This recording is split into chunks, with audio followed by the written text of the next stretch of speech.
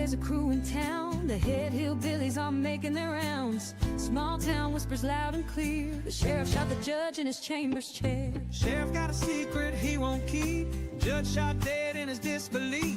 A lot of people have some stories to tell. Dark pass away, get the sound of a shotgun shell. All the secrets spill on down. Voices loud in this old town. From the courthouse to the ground.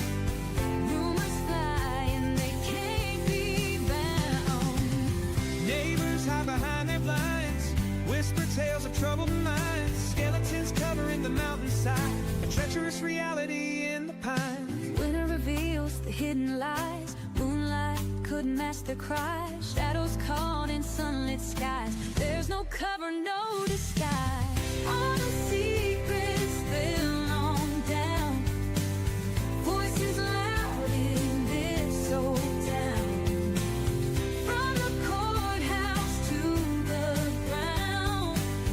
Rumors fly and they can't be bound.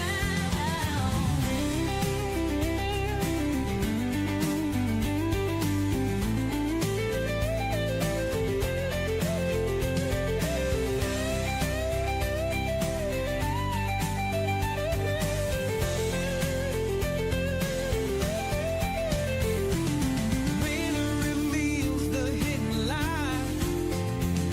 Moonlight could mask their cries. Shadows caught in sunlit skies. There's no cover, no disguise. All the secrets spill on down. Voices loud in this old town. From the courthouse to the ground. Rumors fly and they can't be bound.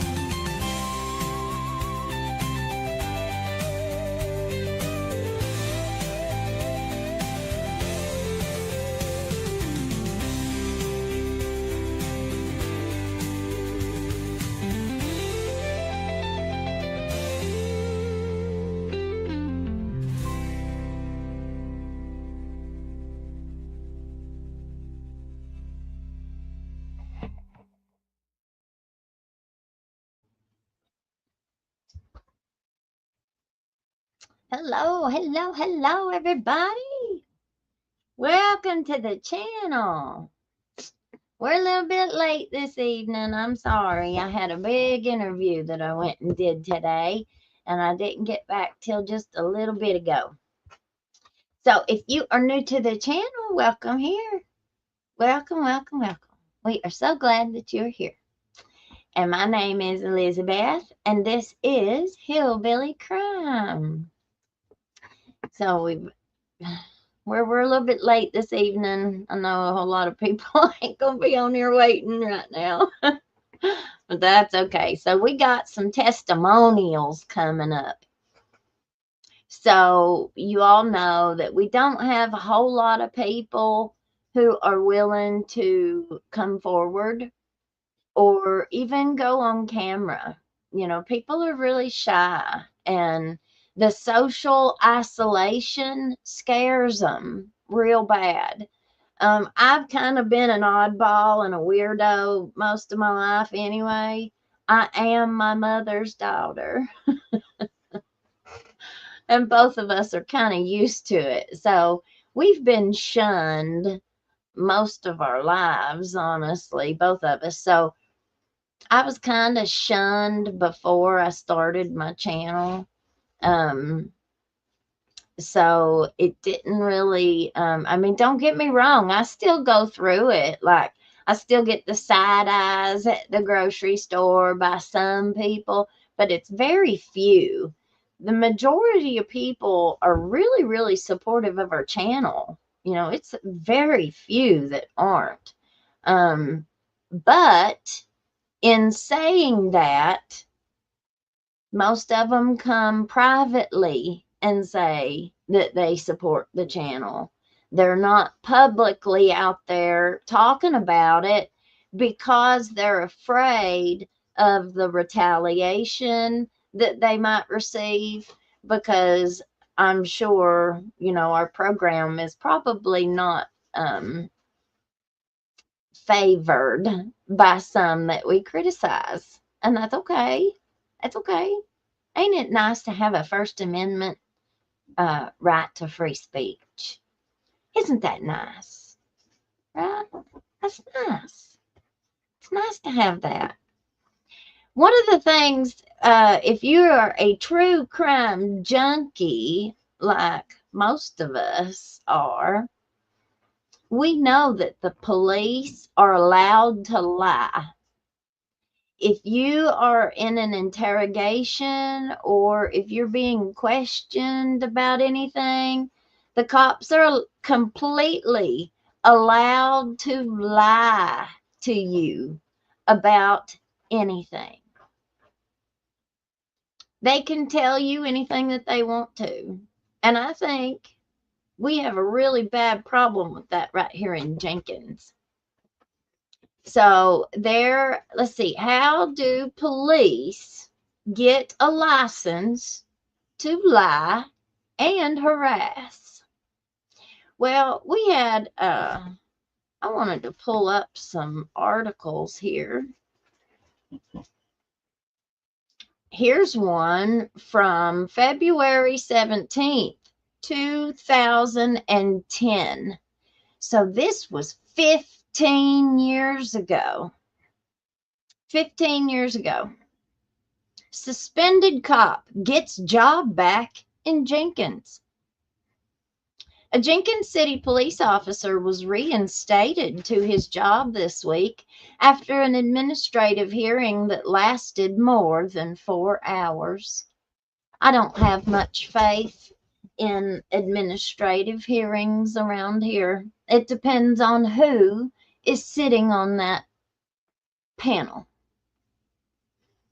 The Jenkins City Council voted to reinstate, it was the City Council, Officer Scott Radliff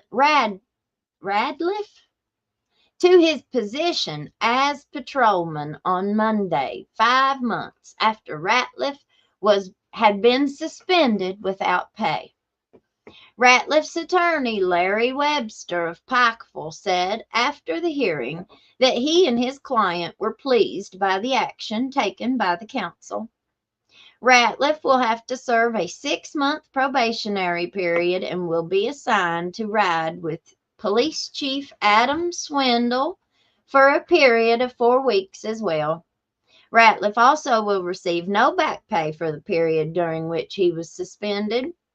Webster said the council made its decision in 2 votes, one to determine to reinstate Ratliff and a second to determine his penalty.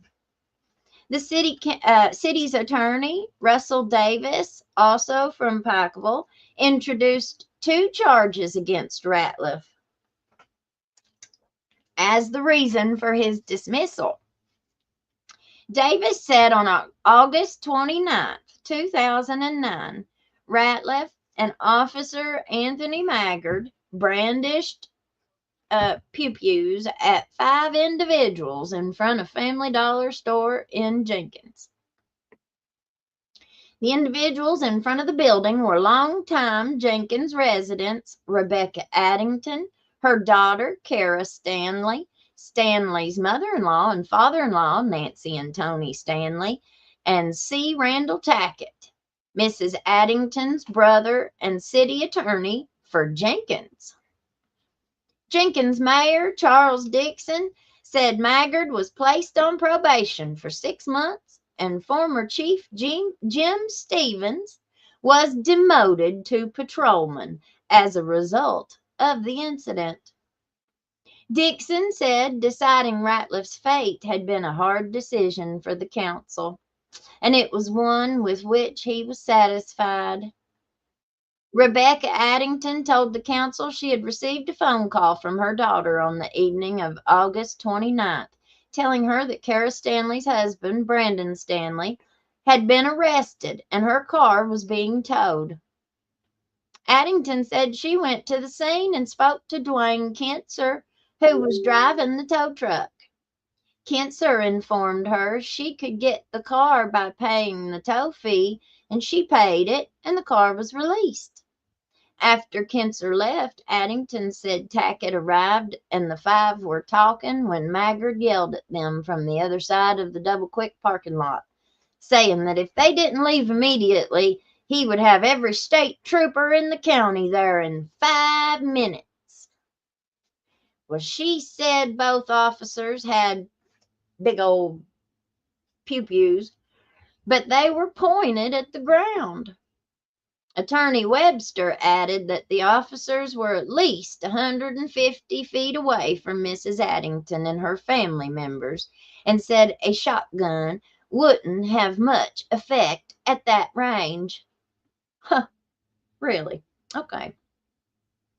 Addington said she and her daughter, along with the Stanleys, left as soon as Maggard uttered his threat, and Randall Tackett approached the officers and identified himself, and the situation was diffused. Attorney Webster also pointed out that the incident took place during Jenkins' Homecoming Days festival, when there were large crowds in town.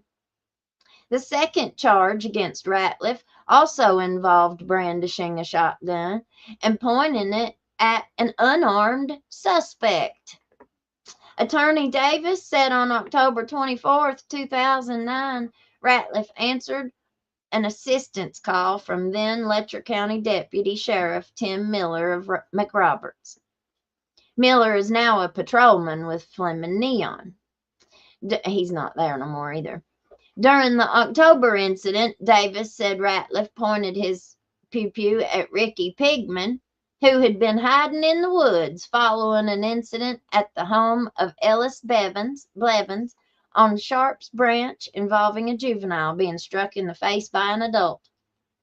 Pigman said he had left the Blevins residence because he had been told the law was coming, although he had not been involved in that altercation. He said he drove his car to Hayman Hill, which is adjacent to Sharp's Branch. Bella, come here. Come here. Sorry, she's going after my kitty. And parked it at a cemetery and went into the woods.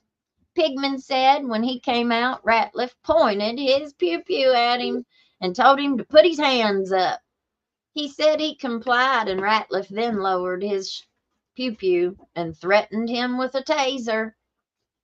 Attorney Webster asked if Ratliff lowered his pew-pew when he saw that Pigman had put his hands up, and Pigman said no.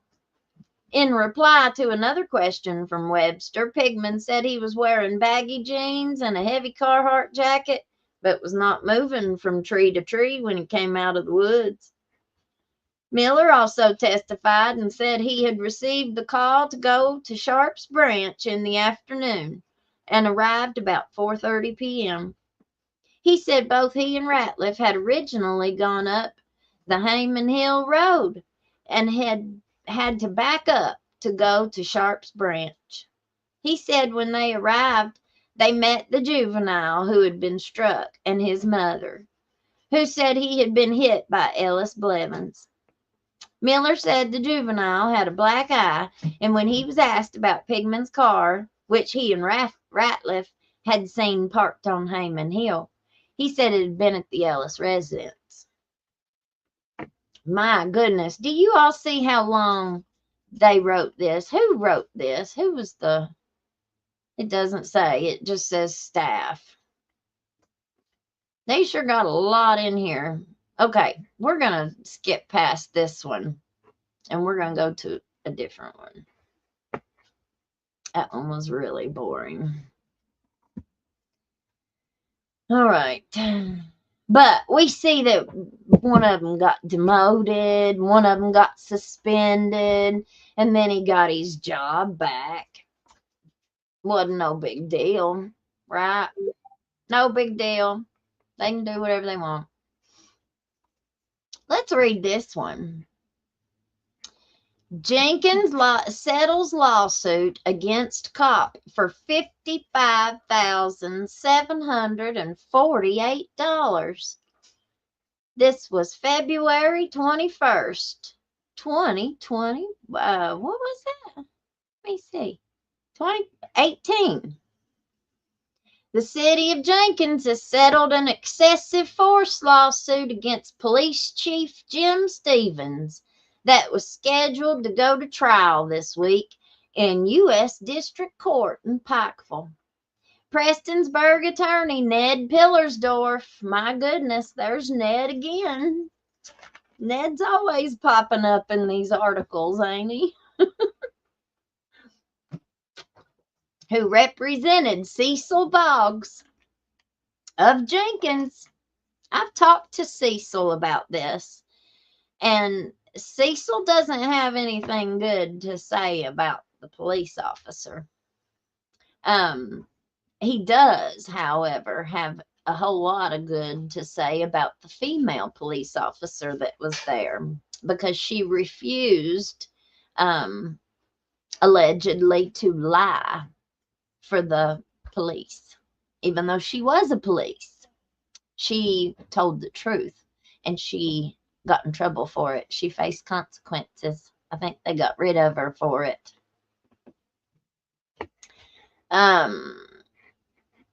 In the civil rights lawsuit, announced the settlement of the suit before the February 20th trial date.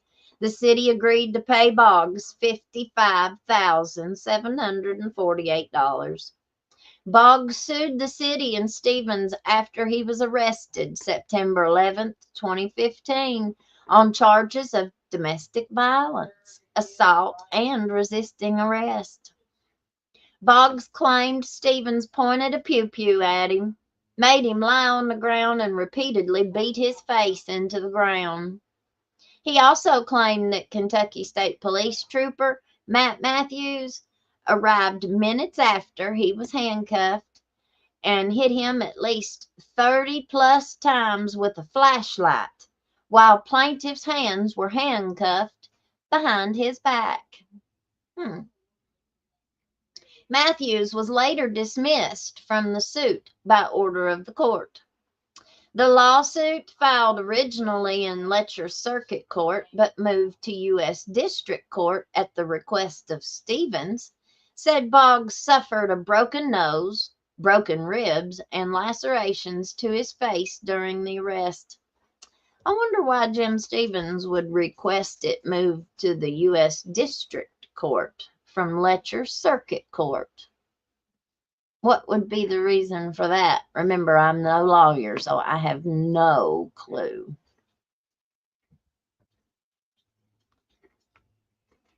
A citation was written by Stevens at the time of the arrest.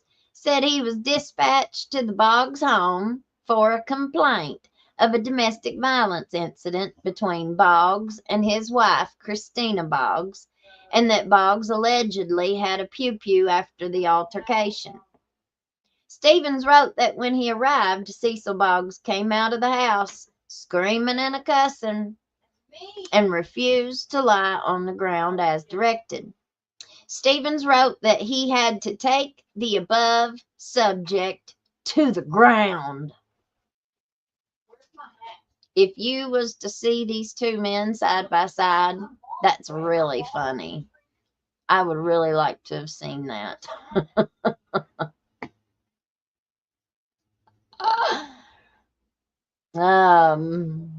Let's see.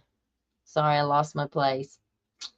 Stevens wrote that he had to take the above subject to the ground and that Boggs still continued to refuse to give him his hand to be handcuffed. Units were finally able to subdue the above subject as he continued to roll around while screaming and cussing, Stevens wrote.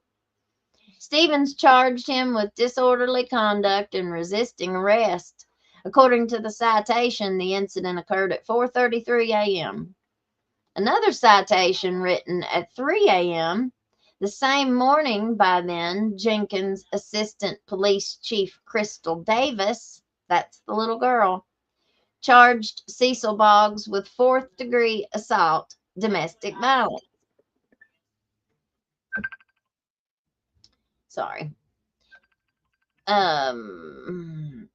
Domestic violence. In her citation, Davis said she had been dispatched to a DV incident in progress and that when she arrived to assist Stevens, 2 KSP troopers from Pike County and a trooper from the Hazard KSP post, both Cecil and Christina Boggs, came outside and were compliant. Davis wrote that Christina Boggs had told her Cecil Boggs had shoved her into a sink, and she found bruising and red marks consistent with the complaint. All of the charges against Cecil Boggs were dismissed in Letcher District Court. Boggs has a long history of traffic violations and misdemeanors in Letcher District Court. That's very interesting that that newspaper article would be written like that after, let me see.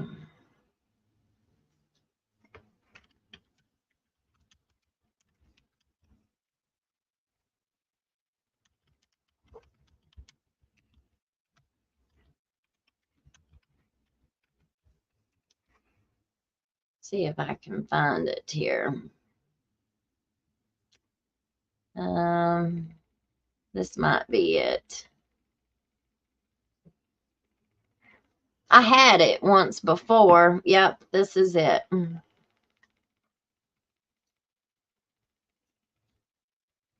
This is it. So let me stop sharing there. We're going to look at the lawsuit.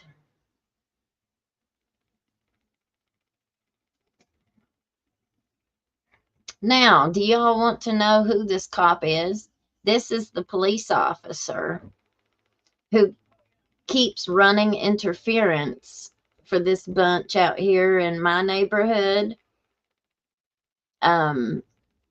They've pew-pewed my neighbor's dog. They pew-pewed her 3 times, and she was a great big Alaskan Malamute or something like that. She's big old Alaskan husky looking dog. And so they got her in the back of their vehicle. My neighbor had come home and she had picked up these people's kids at the bottom of the holler, and she was nice enough to, bring them home. She did it all the time. So she pulls in and she has this gate to her driveway, and she pushed the button on her clicker and the gate opened, and these people have had dogs and chickens just running the neighborhood for the last year and a half. And this chicken was out roaming the neighborhood. It was not in a enclosure. It was not even on their property, nothing. It was on a city street right out here in front of my house.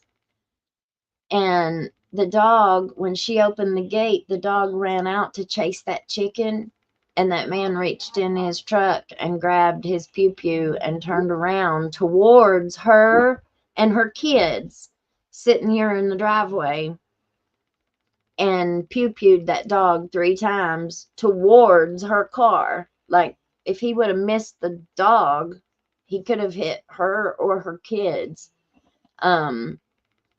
Just a nightmare. It's been a nightmare. There have been so many calls to children's services. There have been so many calls, like children's services. I have got so many videos of them coming out here like 3 times a week, every week. Nothing. They just bring them food and give them rides, and it's just been awful. It's been awful. But what do you do when a police officer runs interference for that? Like, do you know how many times I would go outside to take my dog to pee on her leash, and I could hear an 8-year-old little girl voice coming out of the SMEX offender's bedroom behind me, who lives behind me? Oh, yeah. Oh, yeah, honey. Oh, yeah.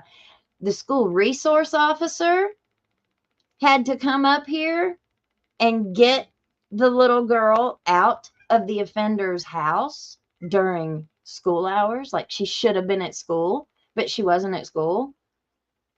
Another neighbor finally got tired of hearing the little girl getting whipped on her back porch and finally called the police, or called the school, I think. It doesn't do any good to call the police. Doesn't do any good to call the police. They've called the police over and over and over and over, and the cop comes down here and says they're great parents. Well, I don't know what you're talking about, but they're really good parents, and they're really good dog owners, and they're just great people. And every time CPS shows up, buddy, he beats them here. He'll break his neck to get here before they do. Or if the dog warden comes, he'll break his neck to get here before they do. So that way he can control how it goes so his friend doesn't get in any kind of trouble. This is also the same person,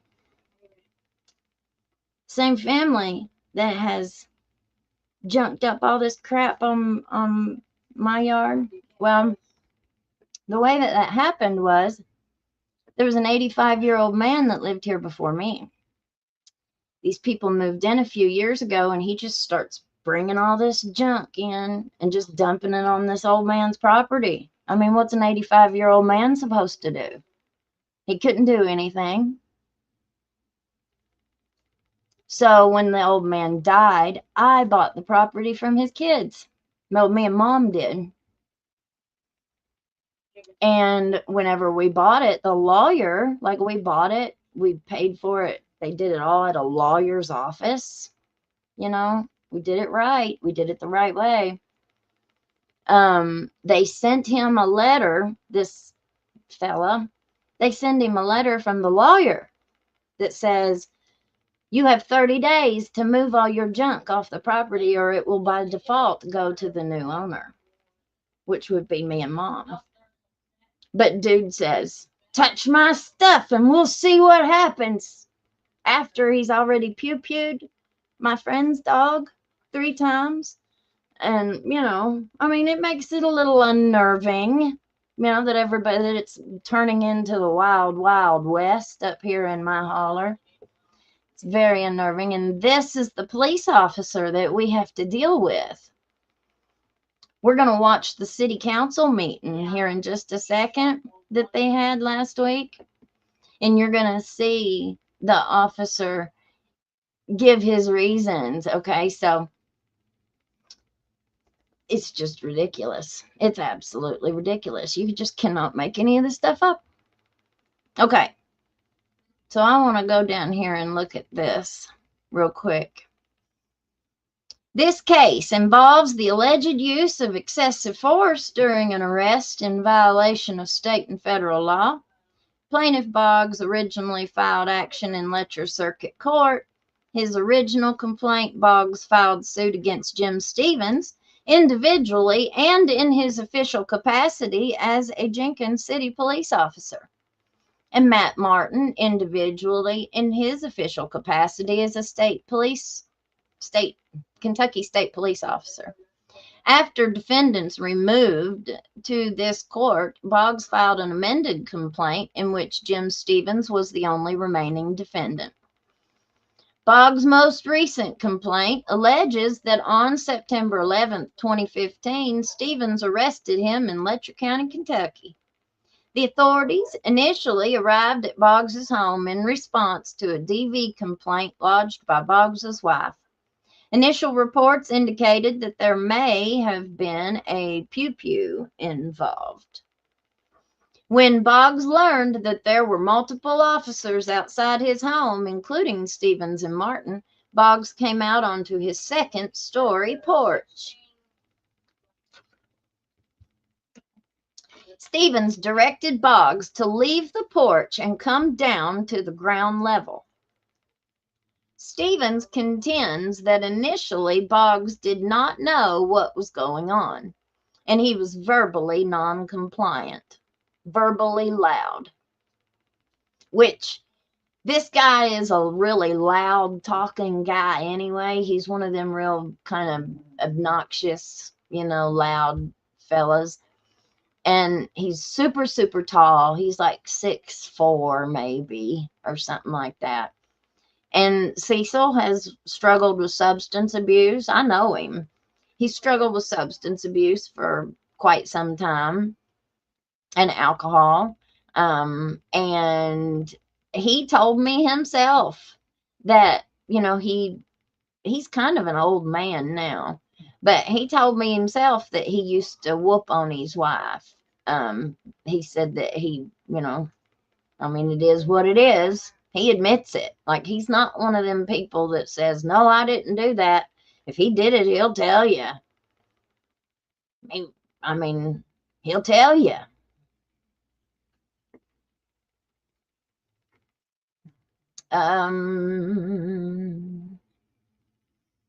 Stevens then, okay, so after he issued repeated verbal orders, Stevens states that Boggs came out and got on the ground. Stevens then began handcuffing Boggs, who was lying prone on the ground.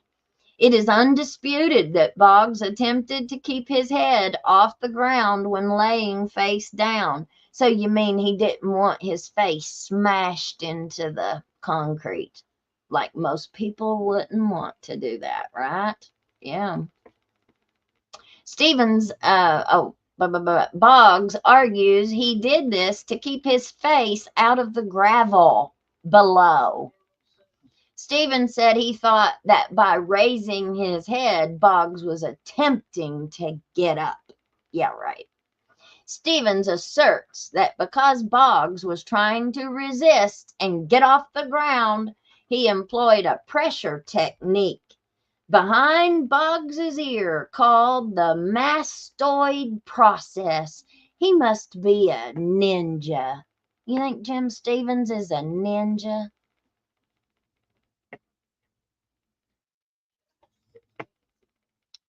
Which enabled him to handcuff Boggs. Boggs, on the other hand, alleges that he complied with all the officer's requests and that his head was gratuitously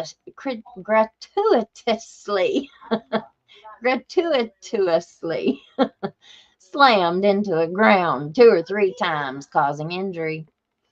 Stevens alleges that he left the handcuffed Boggs with Deputy Chief Davis and went an unspecified distance away to interview Boggs's wife about her DV complaint.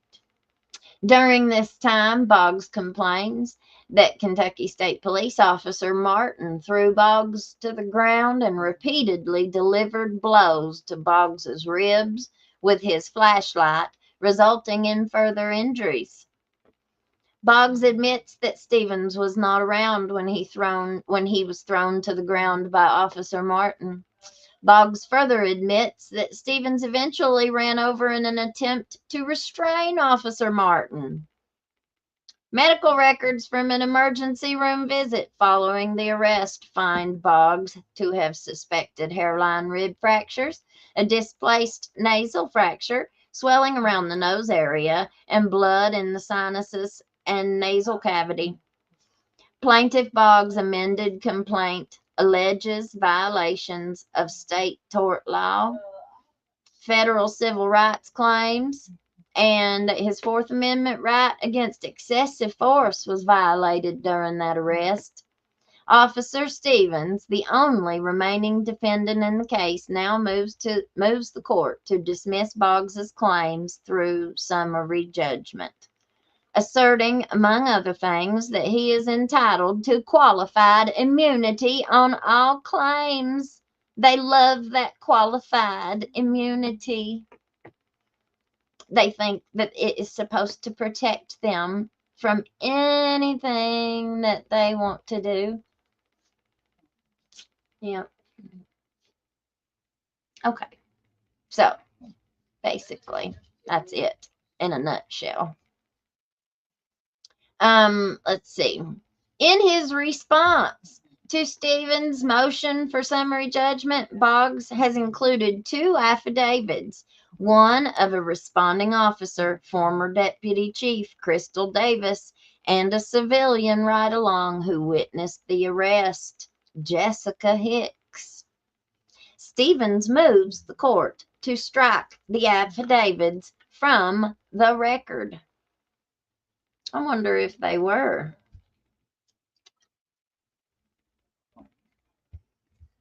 I'm sure that they didn't. They obviously didn't grant. Oh, well, I don't know. I'm not really sure on what all a summary judgment entails. But they had to pay $55,000 to him when they settled the lawsuit. I wanted to see. Now here, qualified immunity and federal claims.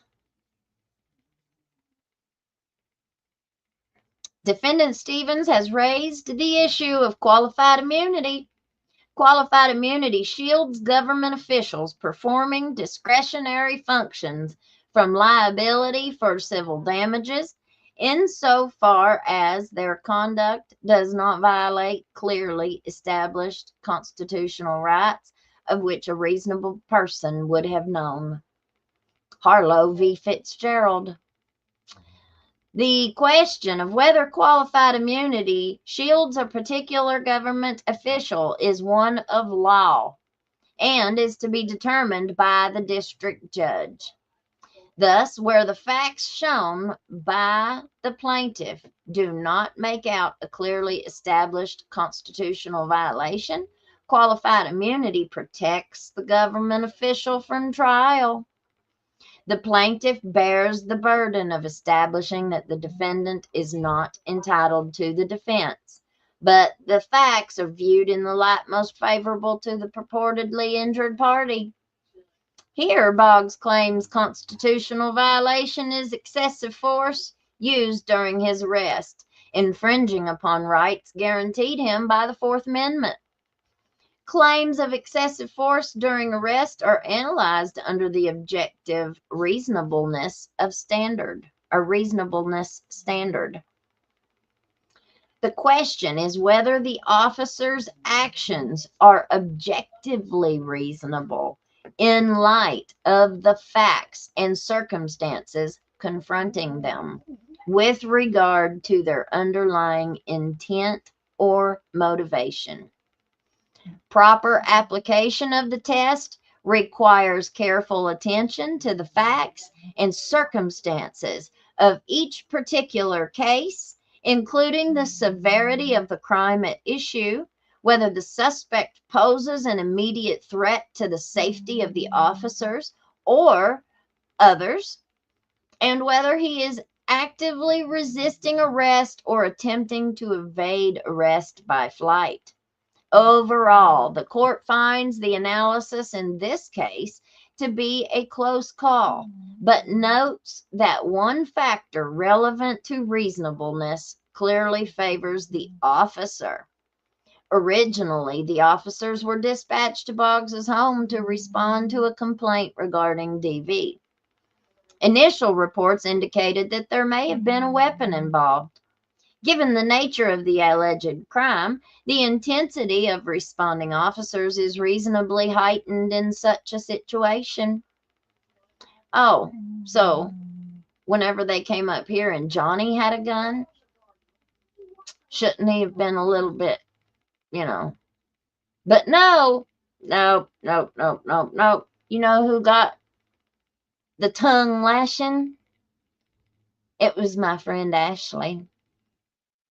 Her and her husband got the tongue lashing, and it was they were the ones who had to take their dog to the vet and pay $350 to go ahead and put her down because the 3 shots did not unalive her. She was suffering. It's unbelievable. It's truly, truly unbelievable. And we have sent so many videos and so many pictures of what's been going on up in this holler. Their dogs can run the neighborhood and tear people's garbage up and this and that. But they come up here and see my dog out one time and threaten to pew her, or threaten to write me a citation, or threaten to call the dog warden on my dog, which I take mine out on a leash. Every once in a while, I would let one of my dogs go out to potty by herself. Not no more.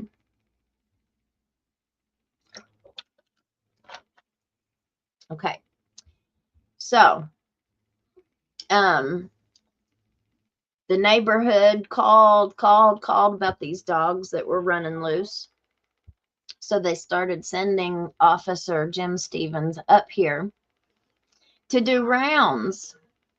And so he, I guess, decided to take pictures. So because my neighbor was calling the police to complain about, you know, like these dogs would, her husband had to hold these dogs off at pew point. Like they would come in like a pack.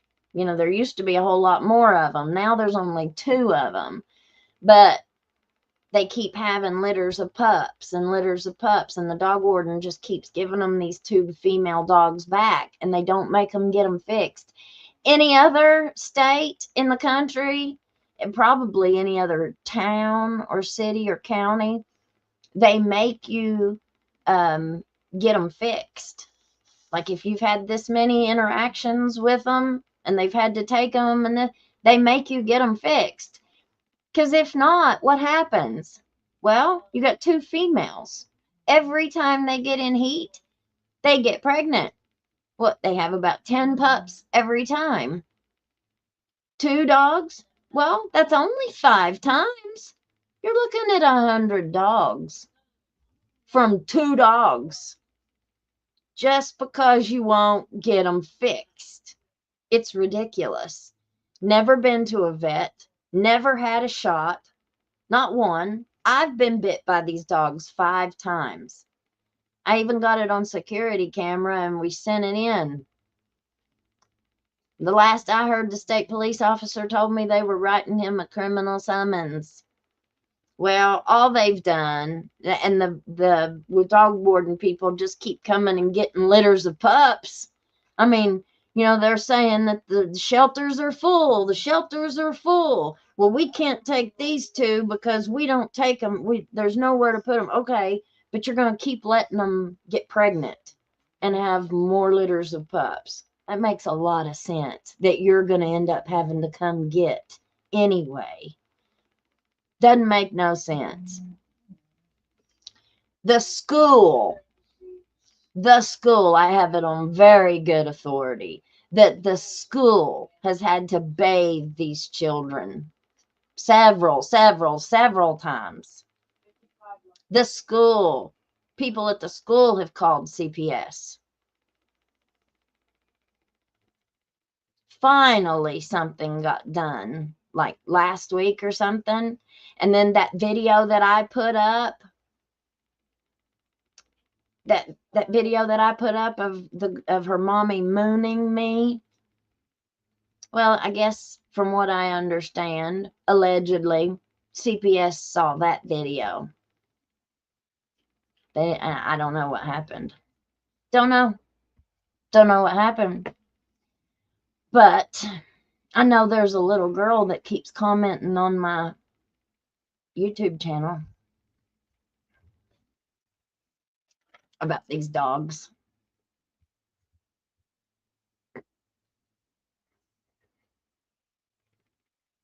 We're going to stop sharing that, and we're going to go to, we're going to look at some comments and stuff too.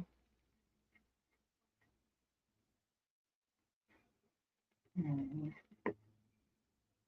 right, I'm going to skip through all the other stuff because it doesn't have anything to do with.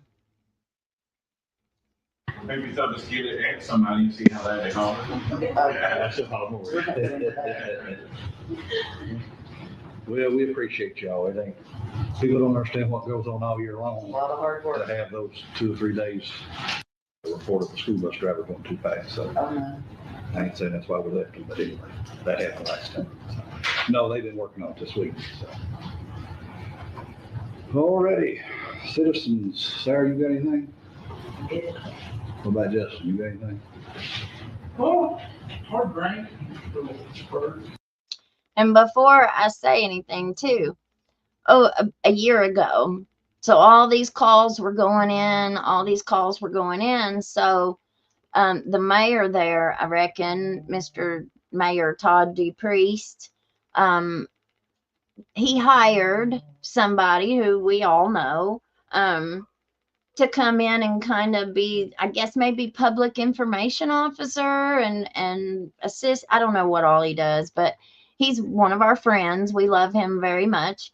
And they told us to send all of our videos and pictures and everything. Just keep videoing, keep videoing, keep videoing. I mean, they told us to video. Okay. They said, send it all to him. Well, we sent it all to him. And we sent it all to him. And we sent it all to him. And he came out here. And he came out here. And he came out here. And he went to my friend's job and interviewed her there. Nothing ever was done. It wasn't his fault. He was just the middleman, right? He was just the middleman. So this city council and our mayor is very, very aware of this entire situation. They've been aware of it for over a year. But this police officer right here, he's run interference so much that, I mean, it's got us all questioning, like, why? Why are you going so hard? These dogs are still out in my backyard tonight as we speak. They showed up here and made a big mess out there and made a dog lot and absolutely has it nailed shut. Like, I couldn't get any food or clean water in there if I wanted to. I had to pour it through the thing. Mommy asked if I wanted her to come and bust it open. Well, I'm not going to go to jail. And that's exactly what would happen. Me or Ashley or anybody that's on the other side of this mess will be the ones to get in trouble for something.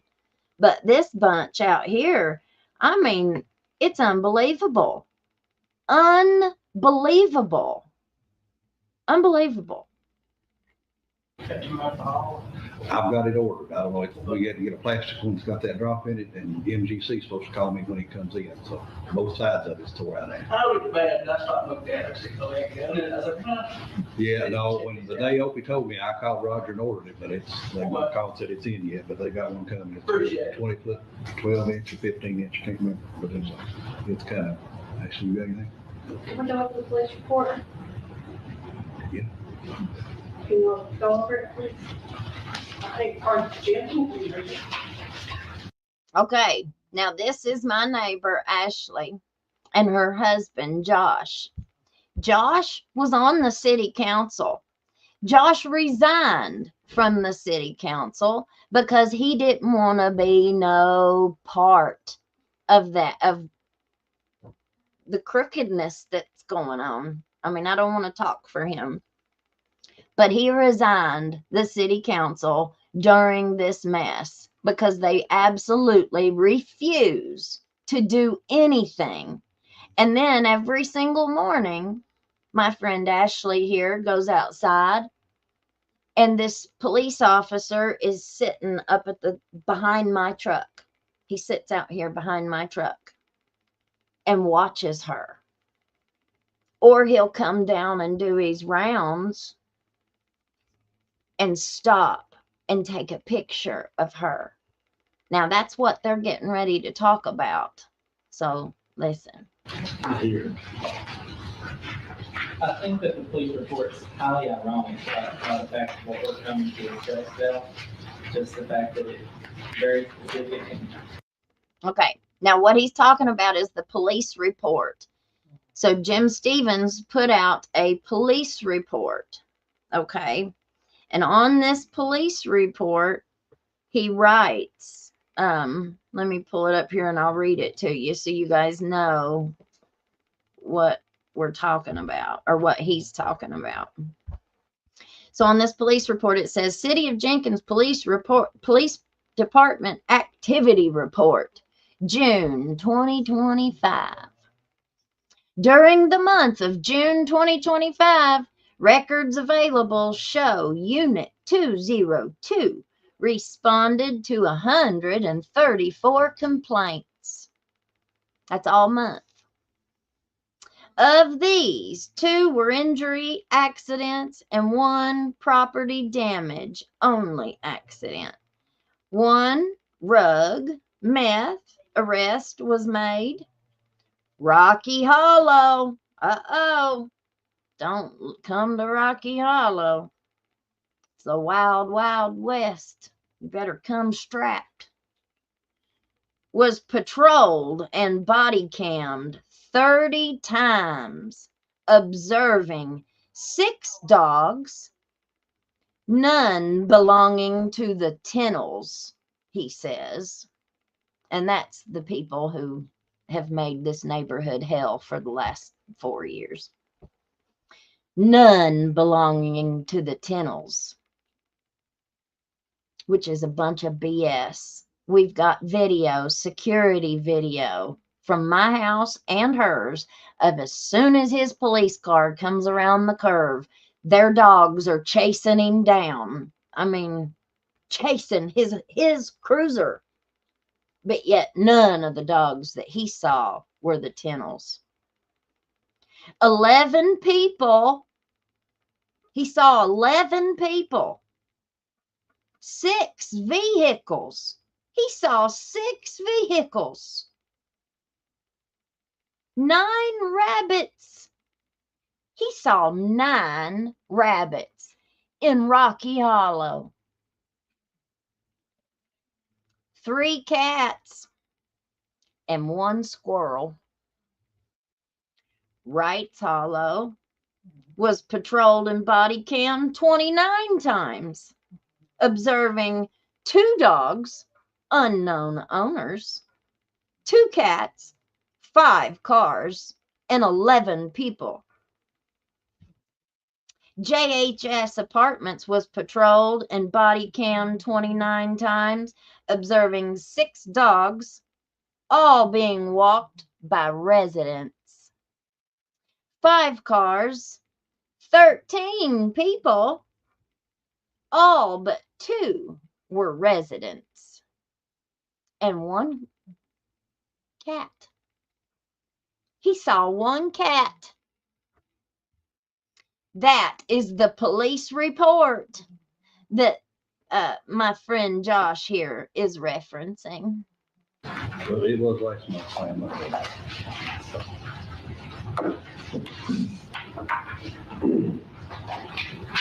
Yes, I got a copy, right?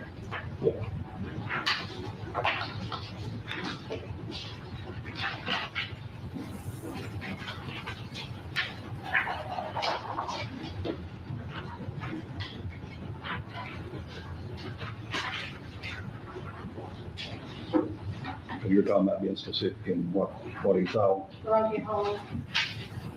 Rocky Hollow was patrolled and body cammed 30 times, observing 6 dogs, non belonging to the kennels, 11 people, 6 vehicles, 9 rabbits, 3 cats, and 1 squirrel.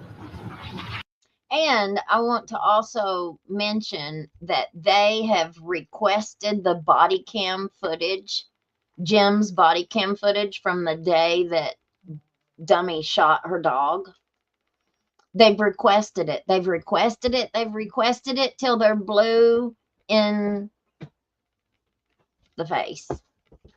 They won't give them the body cam footage. They won't let them have it from the day that her dog was pew-pewed. Why? I wonder what Jim was saying to Johnny. Or I wonder what Johnny was saying to Jim on that body cam Now, he ended up taking him to jail that day, but he didn't take him to jail over anything that had to do with the dog. He took him because he had a failure to appear warrant. And what did he do?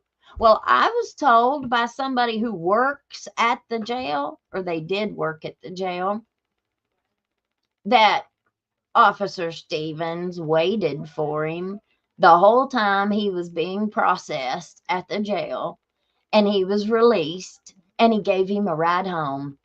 Have you ever had the police arrest you, take you to jail, sit outside while you were processed, and then bring you home and then give you a ride home? Have you ever had that kind of treatment? I've never had that kind of treatment.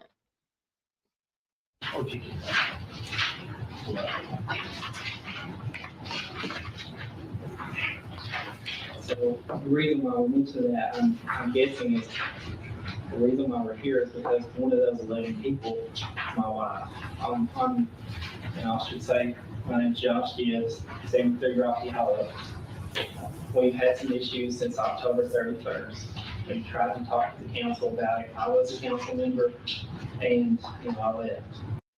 And by the way, this happened on Halloween. This happened right before she was getting ready to take her kids trick-or-treating. So her two little boys, we're talking like 2 or 3 and like 5 or 6, like they're little. They had to watch their family member who they had known since they were born. Every little boy has a dog. This was their family member.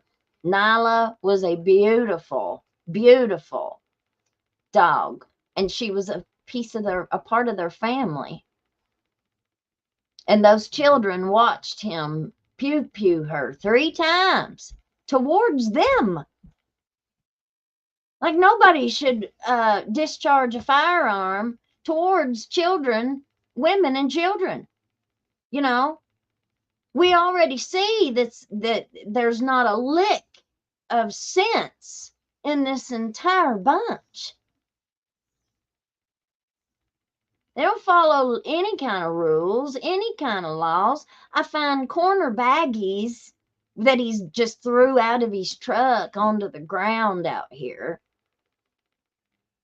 I could go on and on. I've got a video of his wife hiding back here behind my house with a great big old bottle of wine and her using a car jack to try and open it.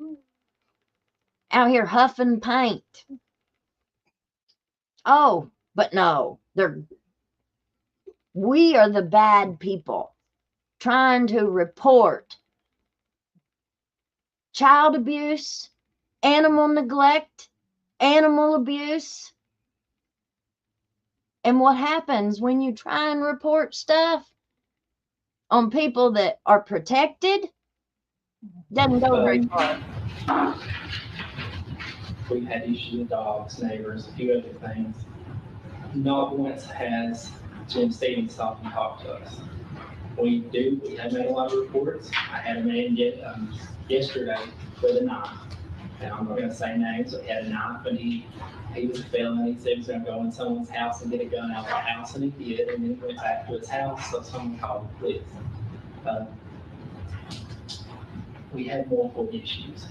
The thing is, and that the reason why Ashley's here, and I'll let her tell her own, is just that we've seen multiple times Jim Stevens stopping at the top of her driveway or 30 feet away probably. Her camera's not always pick it up, but he'll just sit there. And we're guessing it's because we have voiced their opinion that we don't see police in Rocky Hollow. I've not said that since November probably. Our issue with them neighbors, and I've heard that that there's going to be people arrested due to the fact of false reporting issues with the neighbors. I've heard that that we're making up lies about the dogs, different situations like that. I've never once spoken to a police officer for a city of Jenkins. except for asking about an event here relating to a fire truck. That was never. The other day, Officer Stevens was coming into the holler and stopped to talk to her mommy, somebody else who lives in this holler. And what's he say? He says that him and our favorite prosecutor down there have a list of names of people that they're going to start prosecuting for false accusations against these people.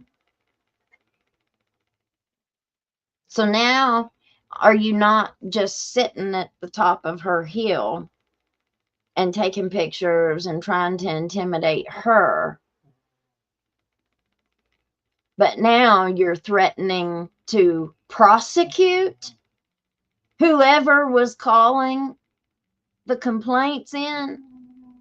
Even though we have videos, we've been sending video, we've been sending proof. We've got security cameras all over this hill. You can't get in you can't get into Rocky Hollow without getting on security cameras, okay? We've got plenty of it. We've been sending it for a year. But listen to what Officer Stevens says. He's an officer. He has to see it with his own eyes, y'all. He's not allowed to take any action unless he sees it with his own eyes. So if he didn't see the Tennell's dogs out running the neighborhood, if he didn't see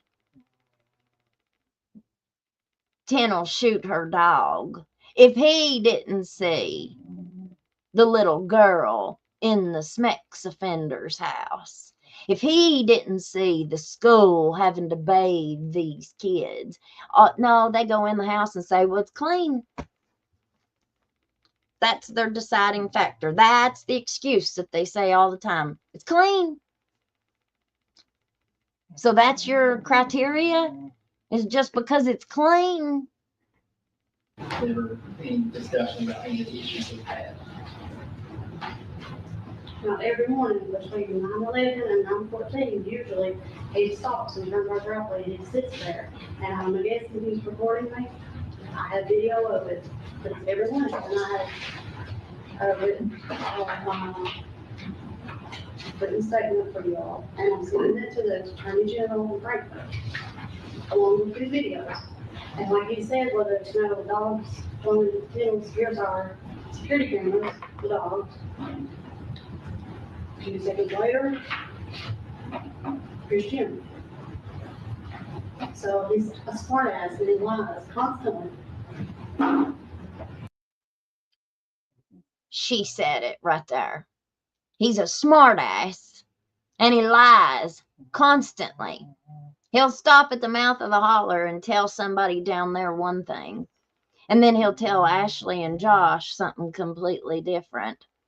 I don't talk to him because we can't. I just cannot keep my mouth shut. And I tell him exactly what I think. Now he's harassing her. This beautiful woman right here is a very, very dear friend of mine. And she's my neighbor. And I love her. And I love her mommy. And I love her husband. They are wonderful people. And they are long time, like her mother is, from here all her life. Like we are citizens of this community. We are members of this community. And we matter. We matter, don't we? Or at least you'd think so. So the newspaper did a story on this and brought it out today. Do you think that they told the whole story?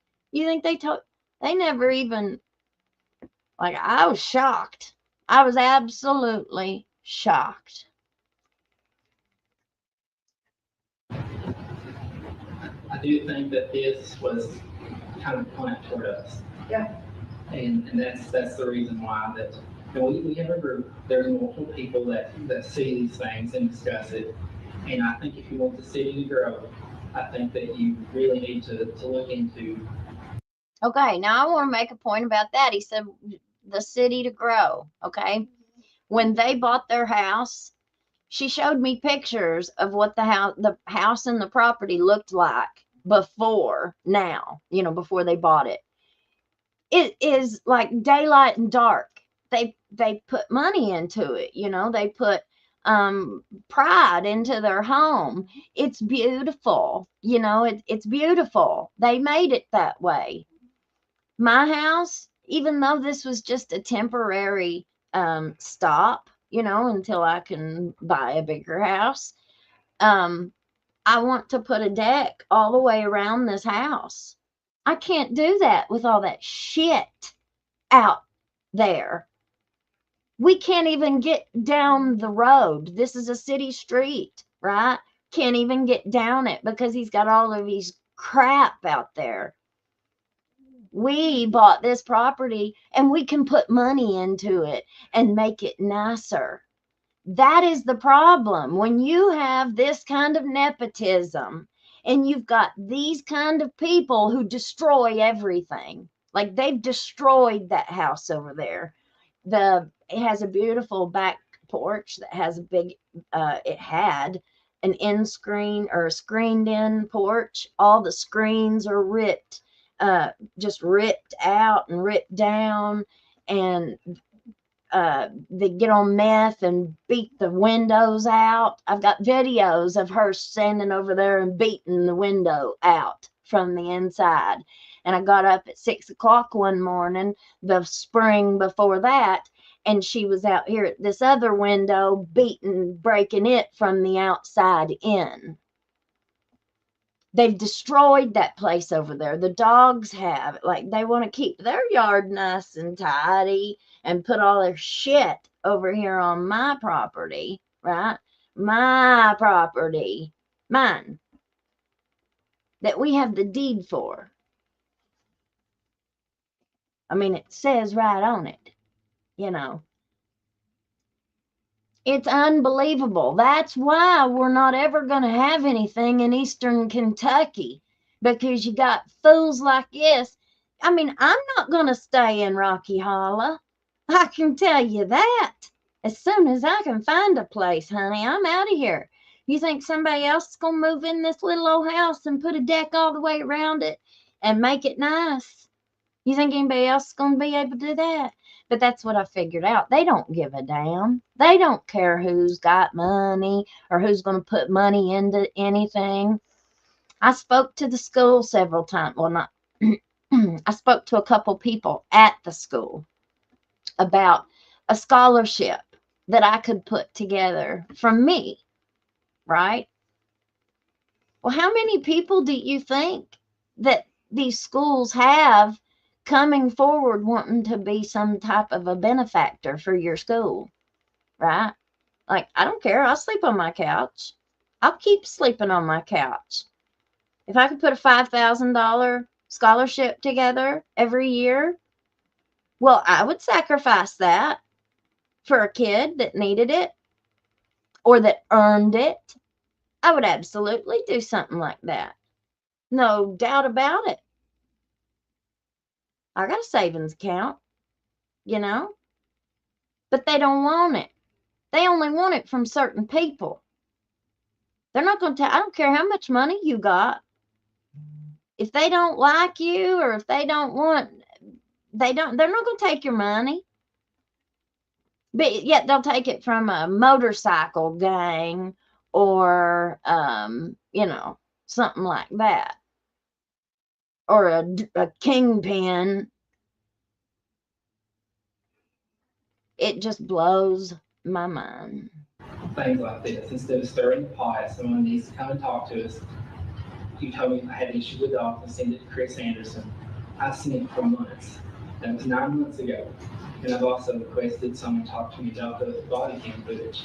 Not once has anybody reached out to me and said, hey, you know, this is, you know, we do see some discrepancies in this, and I can mention those. but, because I do have some questions about it. And it always comes back to transcription of the video.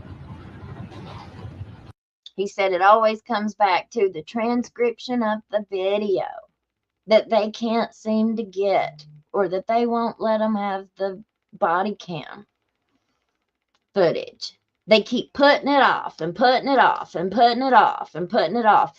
I mean, I've been putting videos up about these dogs out here being dumped on out here. And it actually, that thing isn't really on my property.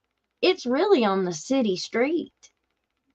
There might be a corner of it, like maybe this much on my property, but the majority of it is on the city street. So that's a Jenkins city street that those animals are on. But I guess they just take his word for it that it's his.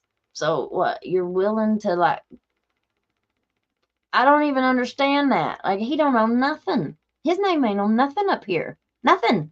Ain't even got no power. Ain't got no water. Ain't had none in a long time.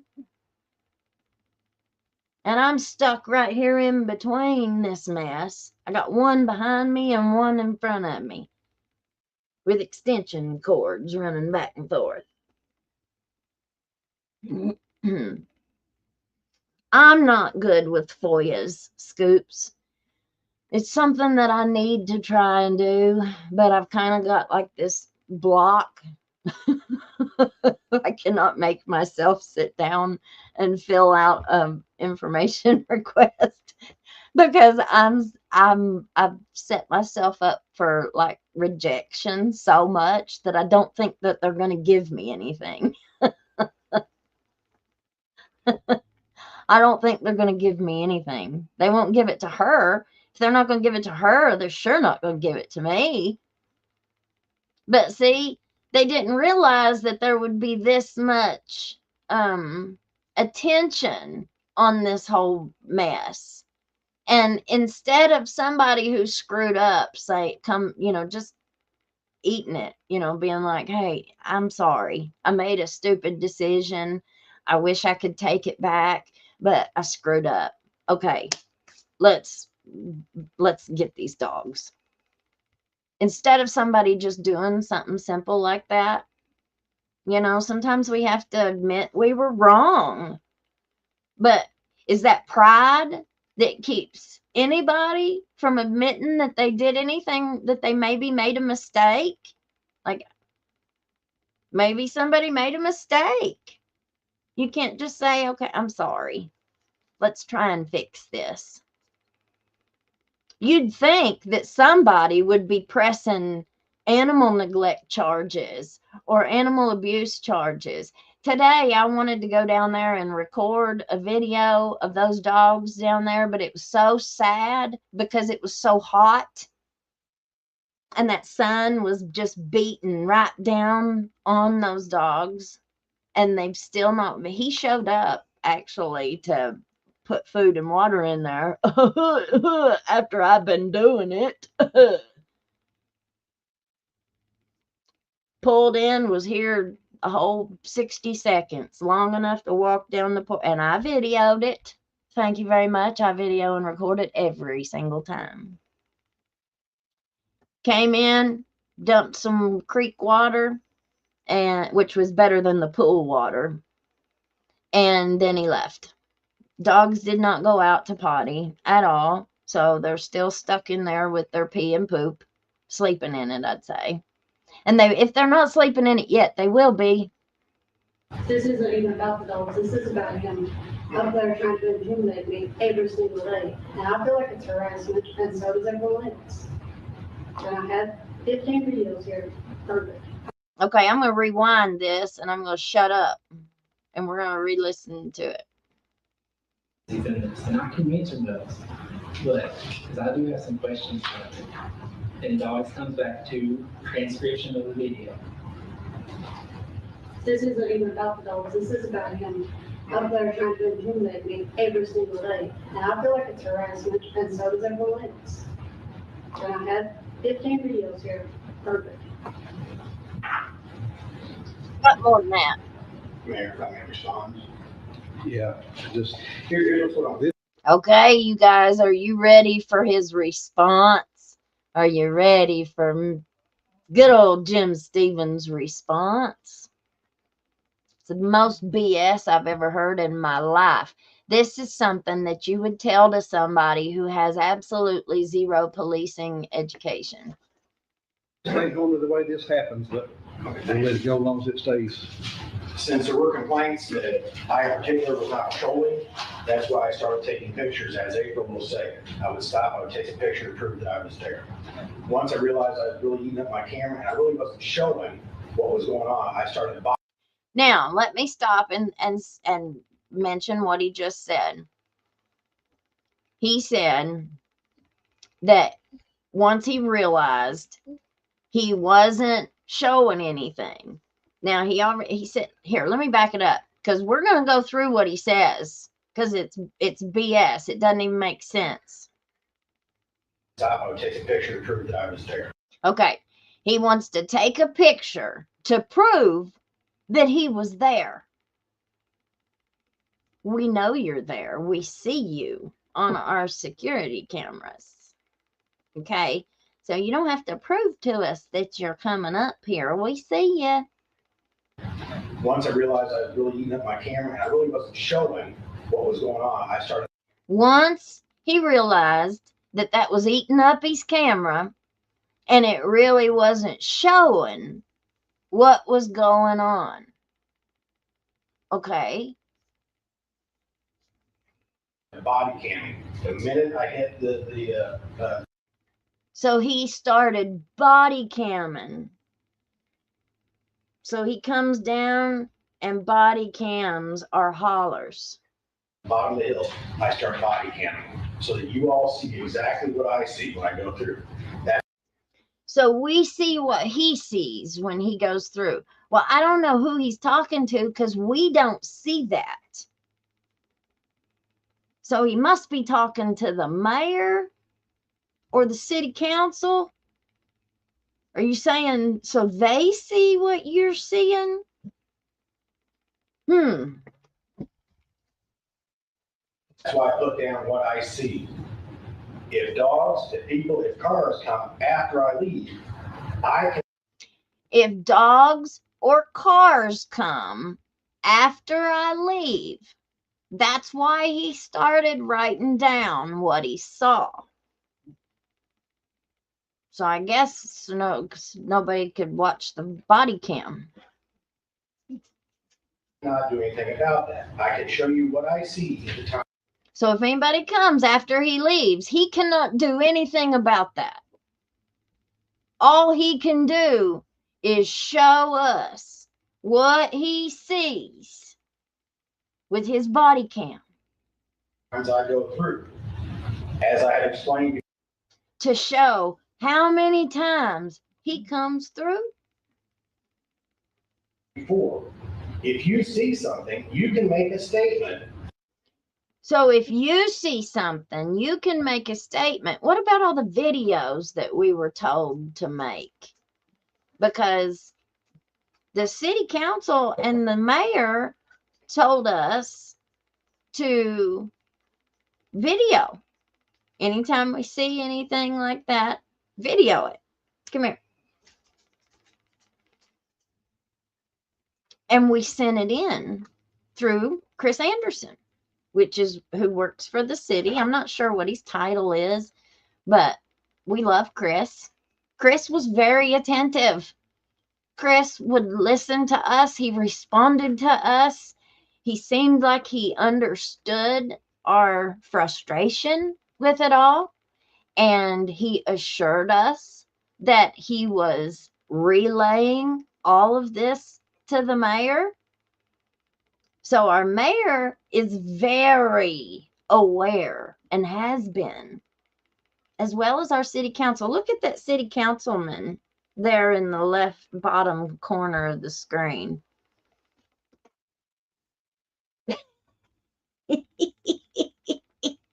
He's like, oh, shit.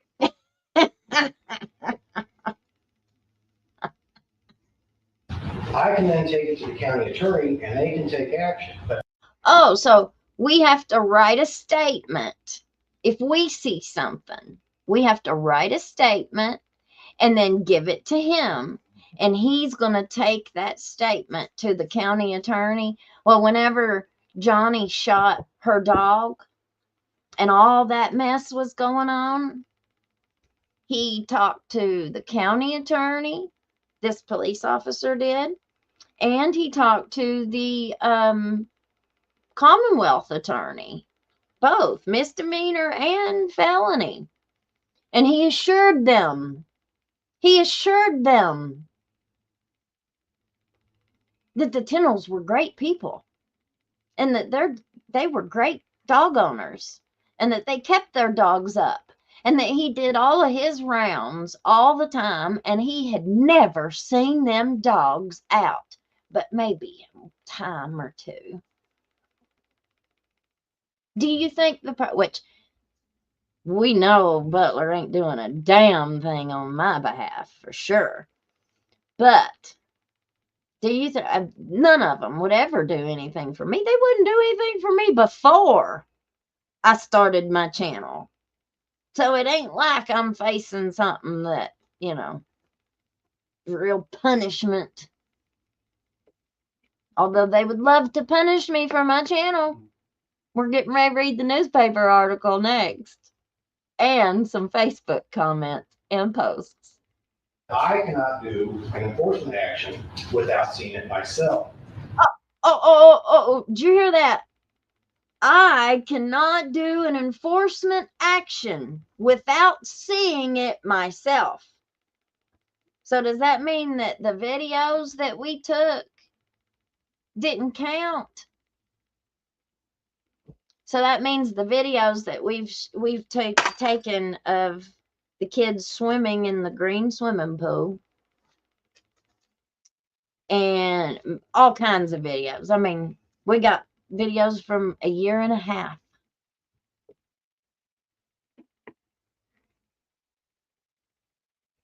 Does that mean that what does that mean? Somebody tell me. Because I don't think that's true. I don't think that's true there, Officer Jim Stevens. I like mustard with my biscuits. You, however, can by giving me the statement. I drive through with my body cam. I show exactly what I'm seeing. I narrate it like I'm on Cops. I narrate it like I'm on Cops. Did he really just say that? Did he really just say that?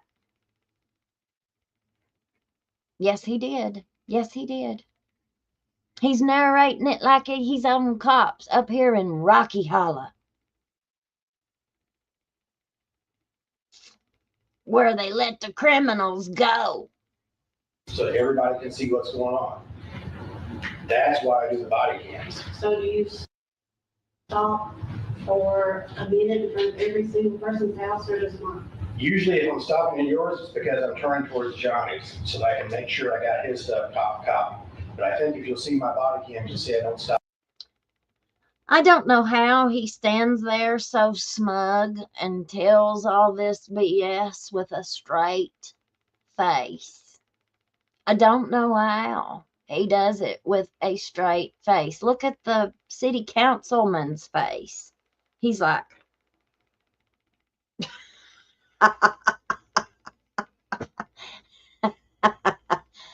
I mean, this is funny, but it's not. It's freaking sad because somebody's going to end up unalived up here is what's going to happen. And we've been saying it for months. Not just me. There's people all over this holler that keep saying it. They're going to let this continue until somebody dies. That's what you're talking about. When you've got people who are very unhinged and they make very bad decisions and they carry weapons on them all the time. And you have this much conflict and emotion.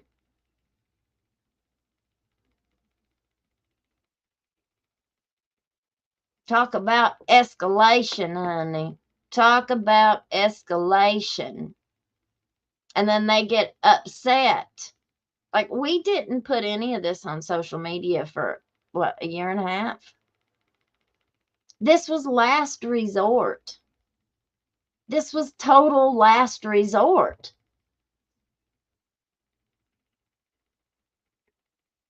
I mean, you can't get mad, y'all, when we've been begging for help. But when you keep acting like this is what you give us? Well, let's let the world see it. If you're not ashamed of your actions and you want to stand up and say, yes, I am in the right. Okay, well, don't get mad at us when we talk about it. For much longer. Usually it's I just think this if is you junk see my status. security cameras. Well, that would be good. Please turn that into somebody. That way you Please turn that into somebody. Because he knows that turning it into somebody isn't going to do a damn thing. We've been turning it into somebody for a year and a half. Yeah. How much has that helped? It hasn't helped. It hasn't helped. No. No. you're covered, okay? Because I've got nothing to hide, so I don't worry.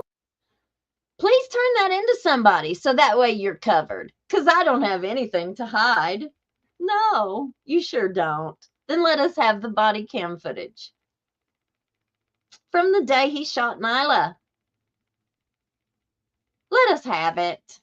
Just let us have the body cam footage. That's all we want. Turn in whatever you've got to turn in. But I'm saying I do it because obviously these dogs and people and cars are all showing up after I go. So Oh, so the dogs, the cars, and the people are all showing up after I go. Who is he even talking about? Cars and people showing up after he goes. That's not what the complaints have been. I don't know of one complaint that would have been about a car. All of the complaints, no, the one who shot the dog is the redheaded fool that I did a couple videos. It's in the shorts too, with the blue truck. His name is Johnny. You might be a hillbilly if. I can prove when I'm there, there is nothing going on. I've got Yeah, no shit. When you're here, there's nothing going on. That's exactly right. Forgive me, y'all. Menopause is getting to me really, really hard this last couple weeks. on my body. Did you find Bills and Brandon? Not today, no. And earlier today, when the jail came to look for him, they had released him by mistake. Oh, okay. So now they're talking about whenever the video I put up that he went into the house without a search warrant. Any of y'all seen that? This is the police officer. And he said that the jail had released that guy by mistake. So they were coming to get him, take him back. And he ended up going to jail on a $5,000 full cash bond for a PI. But he's Johnny's friend. Now, he's not my friend. I just can't be mean to people, for no reason. Like he asked me for a tomato that was on my porch. So I gave him a couple tomatoes, he was hungry. And he asked to borrow my weed eater. So I let him borrow my weed eater so he could cut his weeds down back there. I don't want snakes. And when the police came, well, let's tell the whole thing. He was drinking. He had a beer in his hand when I saw him out there. But then I saw him again later, and it was like, yeah, doing that. sweating, pouring the sweat, and I knew right then he was on something.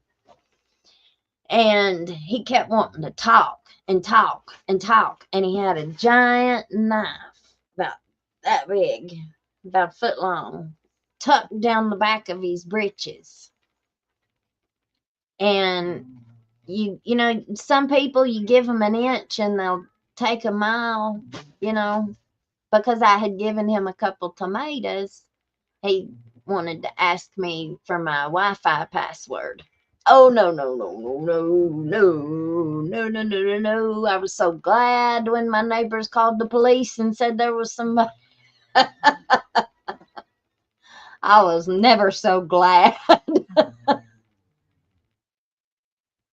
They saw him walking around with that big knife down his pants, and he looking all crazy eyed and, you know, acting awful.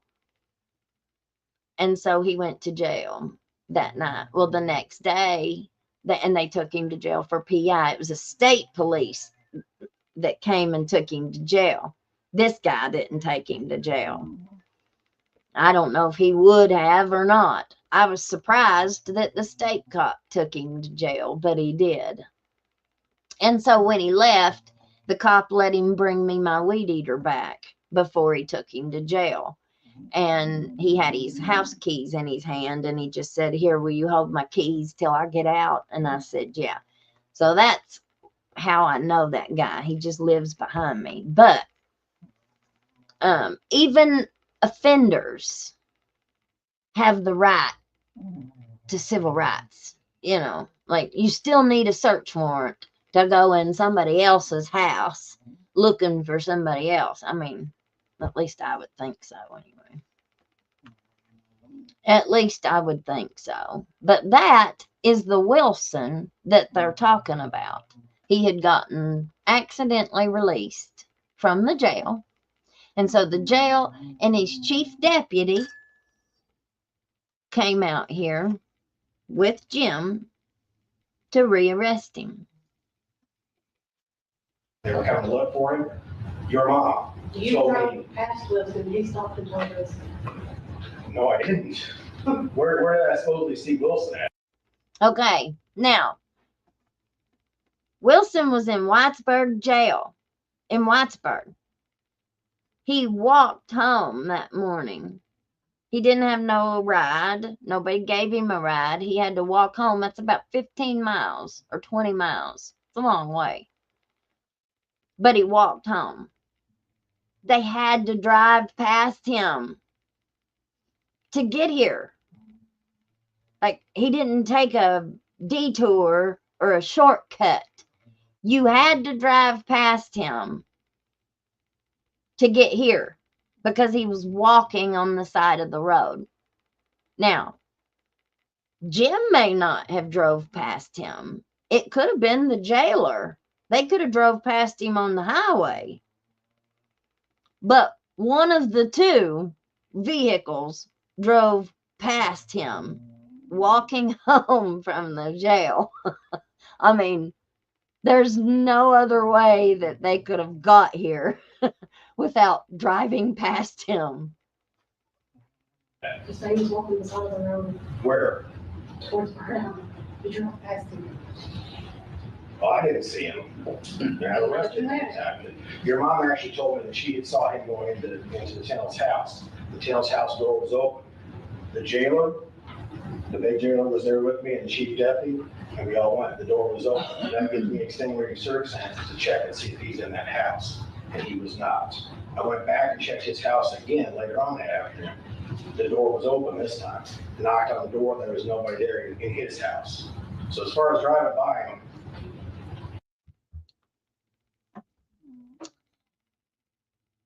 Okay, now any of you all that saw the video I put up on the shorts, I think it was in the shorts, we saw him walk right into the Tennell's house looking for Wilson. And he says, he plays it up for the camera real good. "Oh, did he put this address down as his too?" I would love to see that. I would love to see the piece of paper where he would put where he put their address down as his address. Because when he asked the jailer that, the jailer was like, yeah. Yeah. At least that's what it sounded like. And he just keeps on going, keeps on trucking. He knew he was being recorded and he didn't care. He just walked right on in because they're above the law. He's been a police officer for 20 years or something or more. I saw an article where it said that our mayor, Todd DePriest, if I'm not mistaken, I could have swore that it said that he went to the police academy and was a police officer at one time, a long time ago. And then he didn't continue being one. Or maybe he just went to the academy or something. I don't know. But I saw in something that said that. And that surprised me. But surprised me that I didn't know that already, if it's true. And that also tells me that he knows more about the law and he knows more about being a police officer. I mean, he's a mayor. He knows. But if he's got police training himself, then he can't give us any excuses. Oh, I didn't know. Oh, I didn't know.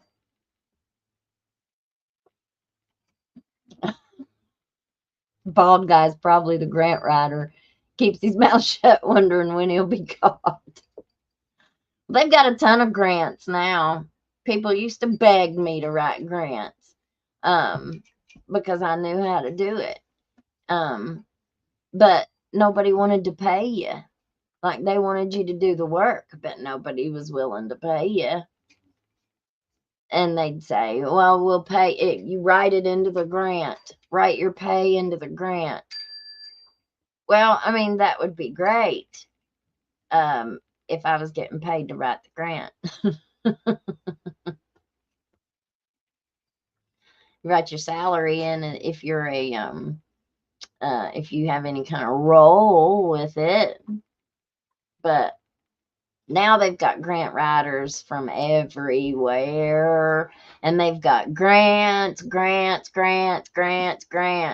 If we were to rewind this city council meeting, I'm pretty sure there'll be 1 or 2 or 3 people there with updates on funding, grant funding. And one of the things that I'm finding is that a lot of that movement has went from, the coal mines was our first big industry. And then when the coal mines went away, treatment. They found a way to profit from all of us addicts. They found a way to profit from sending us to treatment. Criminalize it. And then they controlled this entire community with rehab. Well, another aspect of this area with the grants is tourism. You've got so much money that has come into southeastern Kentucky for the tourism aspect. To try and make it more like Sevierville or make it more like Gatlinburg or, just to try and bring more money to this area. So they ended up making a whole bunch of hillbilly trails and riding trails for 4-wheels and ATVs and stuff like that. Well, property is starting to be a big thing. So a lot of the wealthy people in this area have kind of threw their money towards real estate and buying up property and putting up Airbnbs. And you've got a whole bunch of this property or the land here that was flooded. Well, they can't do anything with that land. But what they can do with it is they can use it for tourism purposes. And so a lot of the research that I've been doing into like deeds and properties that have been changing hands, it shows who the previous owner was, and it shows who they sold it to. It's very interesting to see how many of our elected officials are in the real estate holding hands. Very interesting. Judges, lawyers, business owners. There's a lot of conflicts. A lot of conflicts that I'm finding. It's really interesting. I can't imagine me driving by him as much as I know him, but I'm pretty much, I can be pretty stupid, I guess. So maybe I just blew by and just didn't realize it, but. I can be pretty stupid, I guess. Why would he say that? I don't think so, because we were looking pretty hard for him. The deputy jailer and the jailer himself was also looking. So that's why I do this, so folks.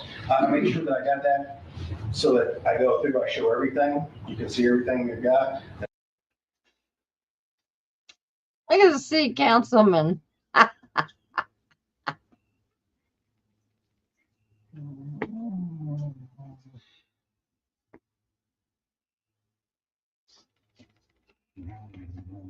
Yep.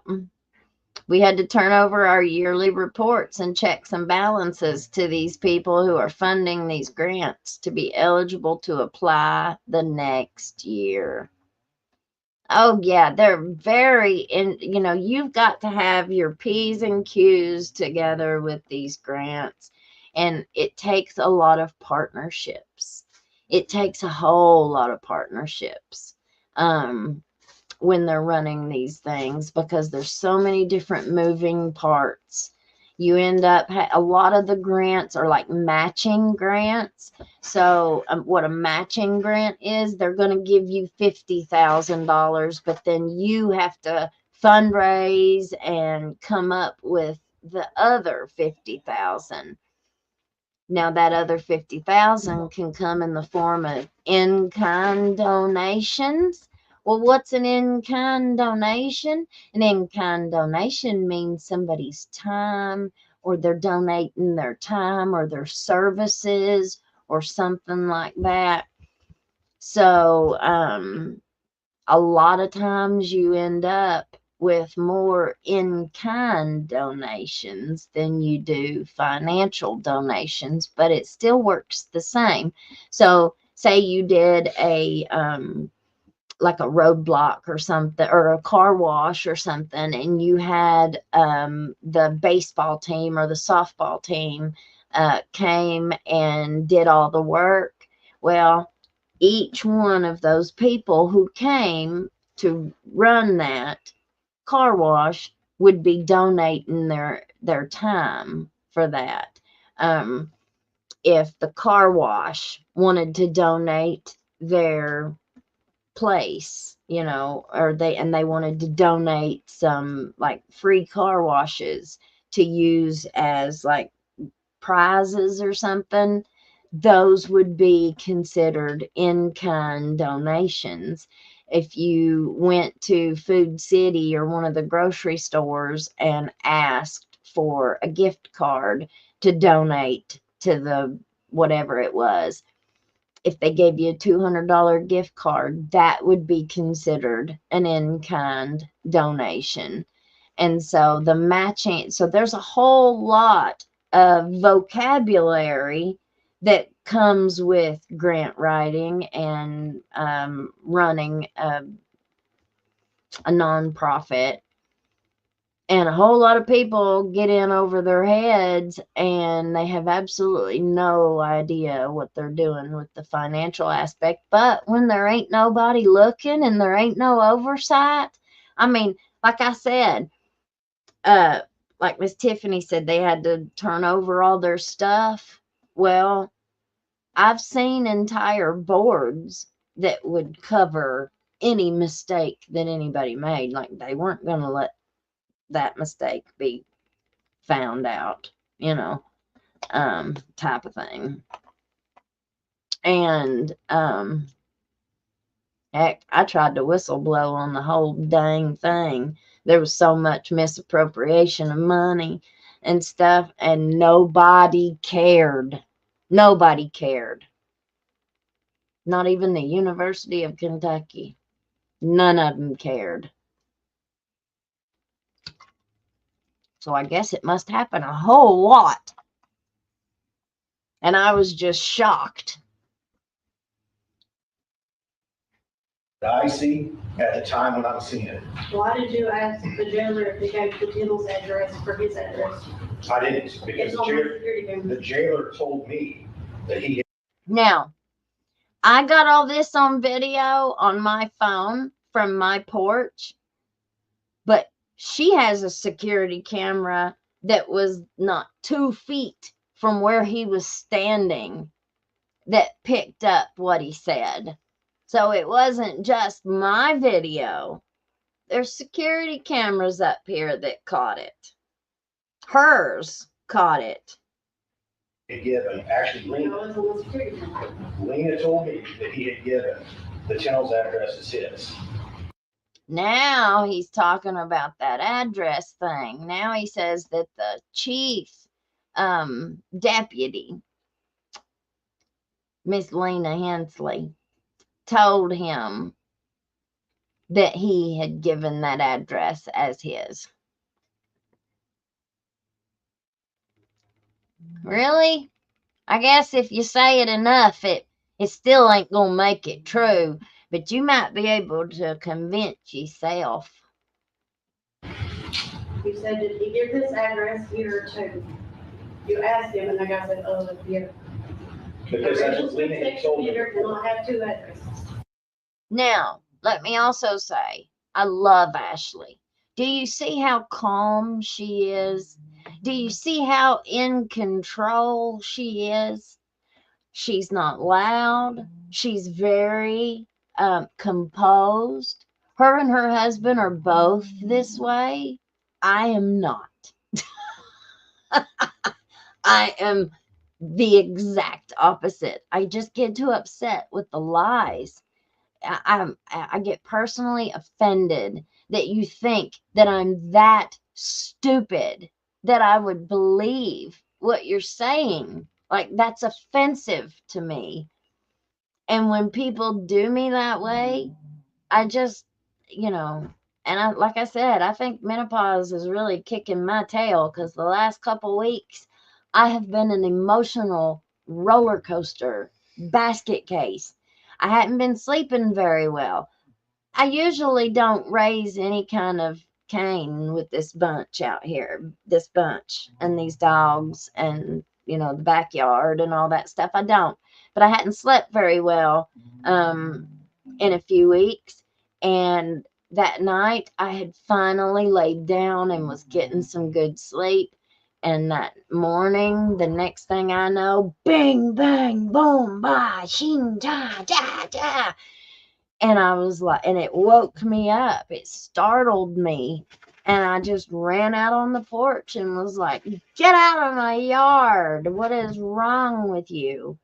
And that's where the video started. And so I usually don't say anything, I really don't, because I did at first, but he wasn't going to move it. He wasn't going to do anything with it. And then when he shot her dog and he dared me to touch it, like, I know that all that stuff is mine now. I can move it. Everybody's like, why don't you do this? Why don't you do that? I was afraid. I was afraid. With him living here, I was afraid that if I went outside and touched any of that stuff and started packing it off, he'd pew-pew me. I didn't want to get into a physical altercation with this man, I just, I'm a female. I'm a girl. I shouldn't have to get in a big fight with this man, right? There sure ain't nobody gonna protect me from him. They'd throw me in jail probably, but they're not gonna protect me from him, and they're not gonna protect her from him. They're not gonna protect any of us from him. Well, now I feel a little bit differently. Now, since finally I was like, okay, we're just gonna have to put the videos out. We're just gonna have to start talking about it on the show. We're gonna have to start exposing it. And you know, so now I got rid of the pool steps. One of our viewers asked me about the pool steps, and so I had the boys carry them up there and put them in the back of my truck, and I took them off. And now I'm gonna try and find somebody who's needy, who has a wood burning, you know, the only heat they have is to burn wood. So if anybody has a good, that's local, I can't be driving 10 hours, but if you know somebody local and they only have wood heat, I'm going to load my truck up and take that wood to somebody, that needs it. And so that's what I'm going to do. I'm just going to, and I'm going to video it all. And so that way, if anything happens, people, it's going to be videoed. I mean, listen, no weapon formed against us shall prosper. No weapon formed against me shall prosper. I pray the blood of Jesus over top of me. I plead the blood of Jesus over me, Lord. Over me and my children and my neighbors and my entire neighborhood. Now, this guy's gone now. They ain't been staying over here. So they've not been here in almost a month. What would make anybody reasonably think that it would be a good idea to bring these dogs over here and just dump them out when they don't even live here anymore? That's reasonable? That's reasonable. Interesting. But that's what he had told me before, was that was the last place that he said he would live, and that's in jails. That's a lie. I call that out. I call that out. I call that out. I would love to see that. Wilson's pretty honest. If I asked him, he'd tell me, excuse me, I think he'd tell me the truth if he gave his address. And I don't think he did. I don't think he did. You know why I don't think he did? Because he never went in that house. Never. This guy that lives behind me never went in the other guy's house. Not the upstairs. Never. He might have went in the basement because the basement's where the guys hung out.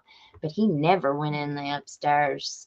Why would he? Even when they were there and they were friends and they would hang out, they always hung out here in the truck in the driveway. The man slept in the truck in the driveway. I've lived here almost 2 years, and he's never, not one time, I think one time I saw him sleep in the house. One time. Every other time he sleeps in his truck out here in the driveway, even in the dead of winter. Even in the snowstorm, he sleeps in his truck. Take a bath, you say? I don't know about that.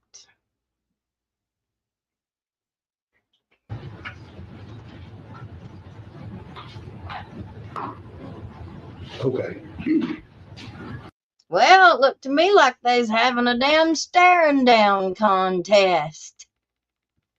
He just gonna stare at her there? Now, what do you think of that, little miss, ma'am?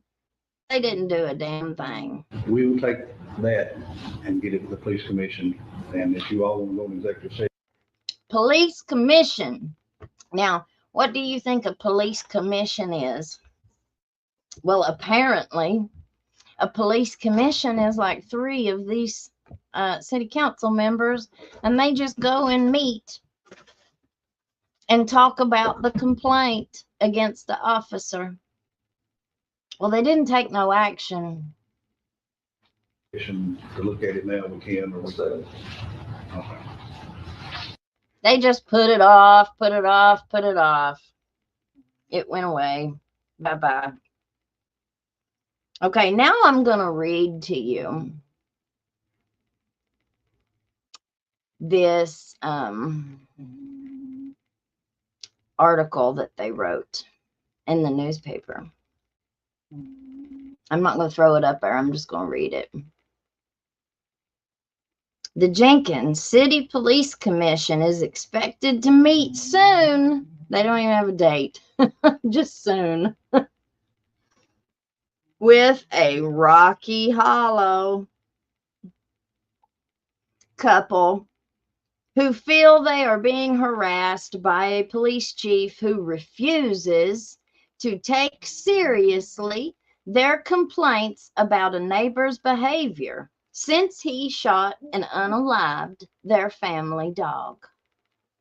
The couple, Josh and Ashley Gibbs, have been frustrated with the Jenkins Police Department since last October 31st over what they consider a refusal to do his damn job on the part of the agency to enforce any one of the many city ordinances they say the neighbor, Johnny Tennell, is violating.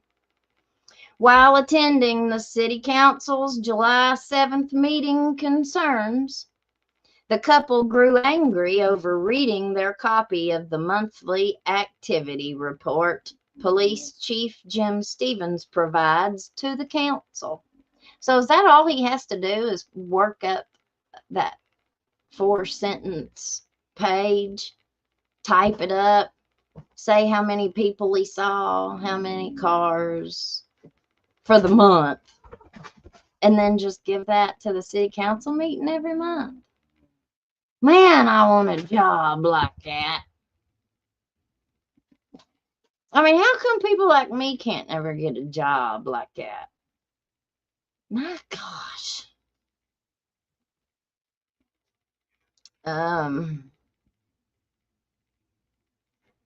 In the report, Stevens writes, Rocky Hollow was patrolled and body cammed 30 times, during which he observed 6 dogs, none belonging to the Tennells, 11 people, 6 vehicles, 9 rabbits, 3 cats, and 1 squirrel. I think the police report is highly ironic, Ashley Gibbs told the council during a time set aside for public comment. And I don't think it was Ashley. I think it was Josh that said that. The reason why he mentioned that, I'm guessing, and the reason we're here is that one of those 11 people is my wife, Josh Gibbs said, adding that he had been trying to speak with city officials since the dog was killed.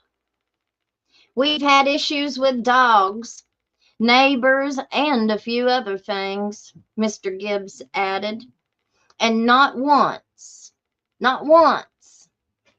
has Jim Stevens stopped and talked to us, even though we have made a lot of reports. Because they don't want to hear it. He runs interference for them at every turn. Social workers on their way, breaks his neck to get up here. He either gets here before them or he comes with them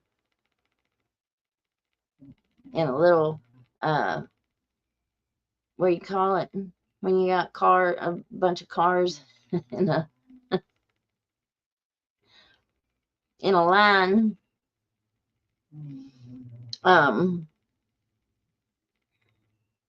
Dog warden coming, If it's on the scanner, you better believe it. He's coming. He's got to come make sure his buddy don't get in no trouble. Now, we were told that there were phone calls made to people with the county and the dog warden, and that they were told that they better not touch the Tennels dogs. I've heard that. I don't know if it's true or not, but I've heard it. I said last week, a couple weeks ago, whenever they came and had to take them, when I got mooned, and that boy, she was picking that boy dog up by the neck, and I said he had diarrhea all over the back of the house, and he looked like he was dying. He died. He died. Yes, he did. He died just like I said he was. He was going to. I know a whole lot more about that too, but I'm just not going to tell it. So, I know where the boy died. I know where he was at when he died. How did they get the dogs back? How did they get the dogs back and they weren't made to fix the female dogs? Because usually, if a dog warden takes an animal, a female animal, stray, then they have to get them, they have to pay to have them fixed before they can get them back. I know it's that way in Ohio because my boy's dad had his dog taken like 3 times, 3 different dogs, and they made him pay the vet bill for getting them fixed, and they had to have it done before they could even take them. They were not even allowed to leave the premises with the animal unless it was fixed. I don't know about Kentucky. I don't know what the laws are here in Kentucky, but who are we sending to Frankfurt to make these laws? Who is it? I want to know who is it. Was it Hal Rogers? Was it Angie Hatton? Is it Mitch, our new Mitchie, whatever his last name is? Our state representative, Whitaker, Mitch Whitaker? Who is it that makes these laws and that even addresses this stuff? Like, how does this stuff even get fixed? These are the kinds of things that affect all of us. Like, there's a whole bunch of us that go through a lot of these types of situations.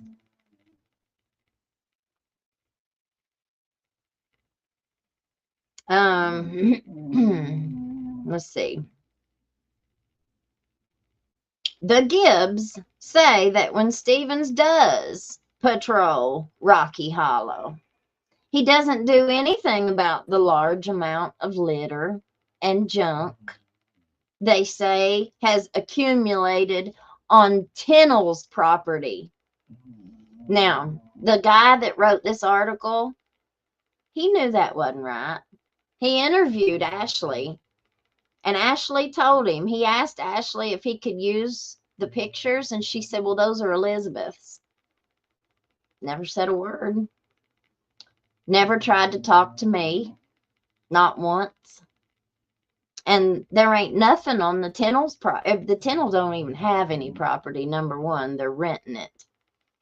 But they say has accumulated on Tennel's property or address any other complaints they have. Well, I went to one of the, well, not the last city council meeting, but the one that we videoed a few months ago when we all went down there to talk about it. And I took all my stuff then and fussed about it. But I don't do a lot of fussing because I try to pick my battles. I knew, excuse me, I knew that he wasn't going to do anything about it. And just the vibe that I was getting from everybody else, I knew they weren't going to do anything about it. So why get myself all up in a tizzy over something that I can't do anything about? Right? So I kindly I was nice. I was polite. I spoke to him. I mean, shoot, you guys can go look in the playlist. I even got a video where I went out there and interviewed him. He was out there chopping wood. And I went out there trying to talk to him, being neighborly, being nice. Until he shot her dog. When he shot Nyla, I couldn't fake smile in his ugly face no more. I wasn't going to do it. Couldn't do it. Can't do it. Won't do it. I still kept my mouth shut and I just stayed in the house and I stayed out of it all. But the other day, when he woke me up, menopause kind of took over and I said some cuss words. I'm sorry. I said several things that weren't very nice. But I mean, you know, you can only pull up your big girl panties so many times before the elastic breaks and you show your eyes. I showed my eyes. And I continue to show it every time I put a video up on my Facebook of these poor dogs out in this hot oven that they've got out there. And everybody knows that the dogs are still there, but they don't want to come do it because it's me. Is the guy that, I don't know if any of you all know, but I used to read some of these articles from the Mountain Eagle, but there were a few articles that he took some digs at me, Sam Adams, the reporter. He took some digs at me and he took some digs at my show. And I mean, it was plain to see. So I just quit using their stuff. You know, I wasn't going to advertise for them any, you know, give them any free publicity. And I canceled my subscription and I won't buy it no more either. But this shows me why. He must be Facebook friends with our prosecutor. I wonder if he's Facebook friends with our prosecutor, because this is kindly offensive to me.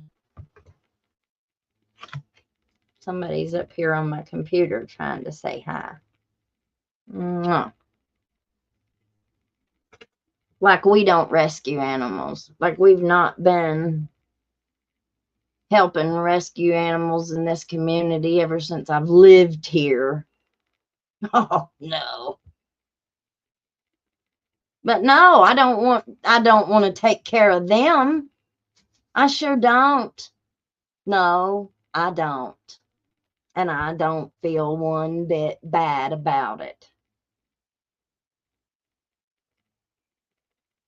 Okay.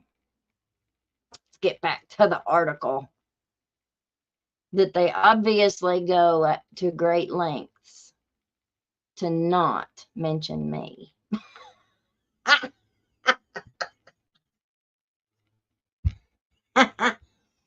Okay. The Gibbs say that when Stevens does patrol Rocky Hollow, he doesn't do anything about the large amounts of litter and junk they say has accumulated on Tennell's property. Why would they even complain about the Tennell's property? You know, they can do whatever the heck they want to on their property. I mean, you know, within reason. But they don't. They do it on other people's property. That's the whole point. On Tennell's property, or address any other complaints that they have. This kitten, I tell you, it destroys everything.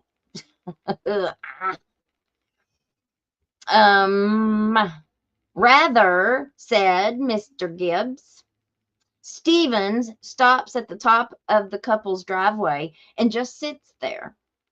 We're guessing it's because we voiced our opinion that we've not seen the police in Rocky Hollow.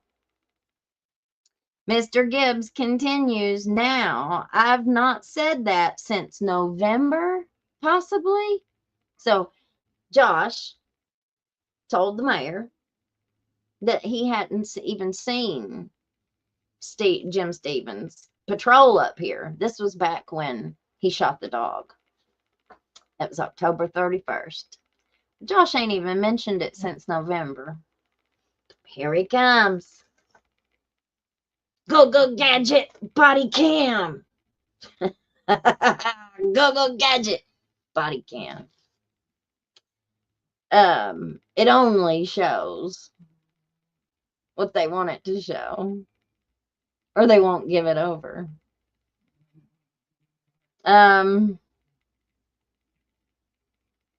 Let's see.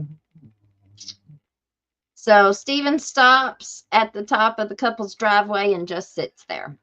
We're guessing it's because we voiced our opinion that we've not seen the police in Rocky Hollow. Now, I've done read all that. Okay, Mr. Gibbs told the council that other Jenkins residents have told him that city police claim that we're making up lies about the dogs. Yeah, and they've said that they had a list of names that they were getting ready to prosecute us. So Jim Stevens is telling people in this holler that live here that him and the prosecutor have a list of names that they're getting ready to prosecute for false accusations against his buddy, the Tennell man.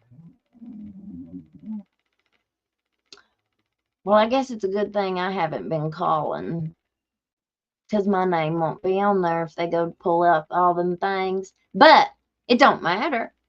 It don't matter. My neighbor, my friend,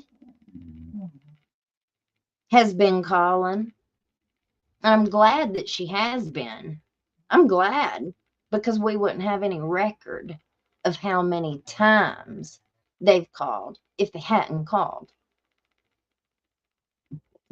All they got to do, who's going to look? Who's actually going to look and see how many calls have been called in to CPS? Is anybody even going to look? Anybody?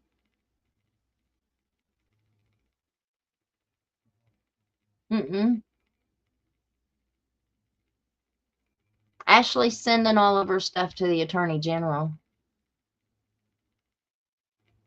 So they've messed around. Now she's going to send it to the Attorney General. But is that even going to do any good? Can't get no justice here. County, city. I doubt it. I doubt that'll go anywhere either. So, Josh says that we're making up lies about the dogs and different situations like that.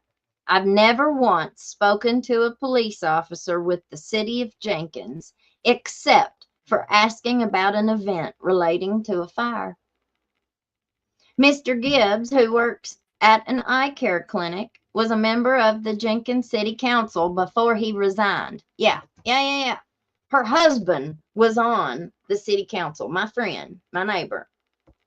Her husband was a city council member, and he resigned over all this BS because he did not want to be part of the jacked up system down there.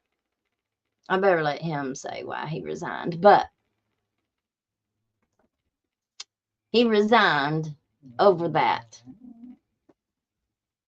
whole situation. And I wish he hadn't, because we need him. We need people like him on our city council.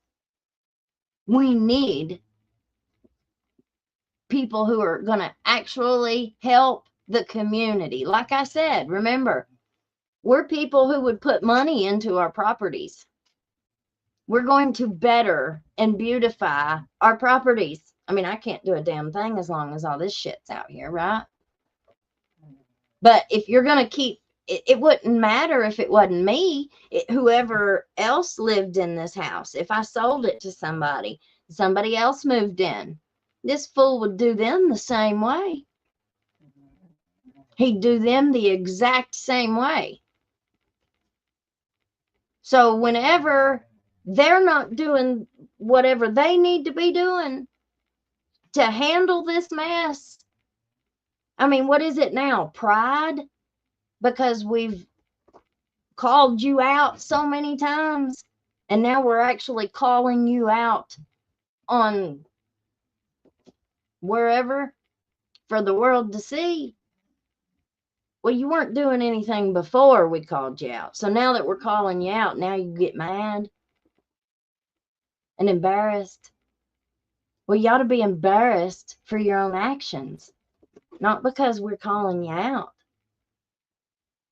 Be embarrassed for your own failure to act and your own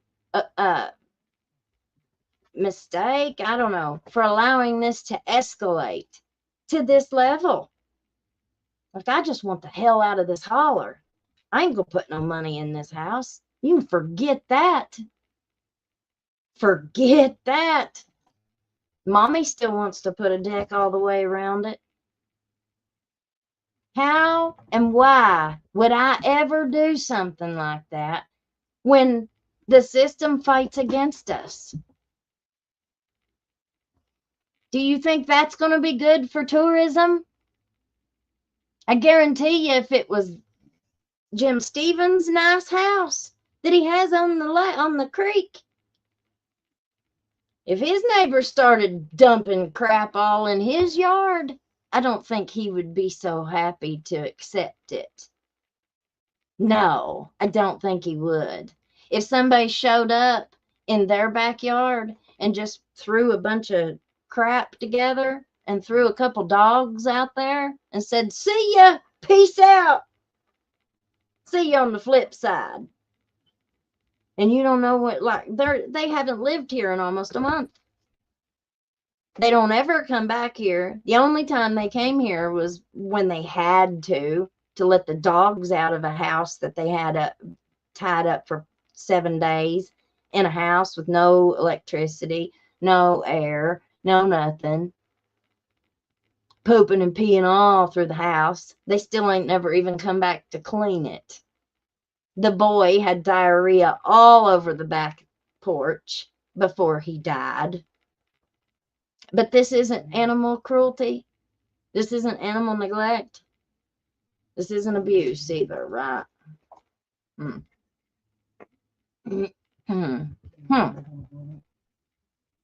Okay.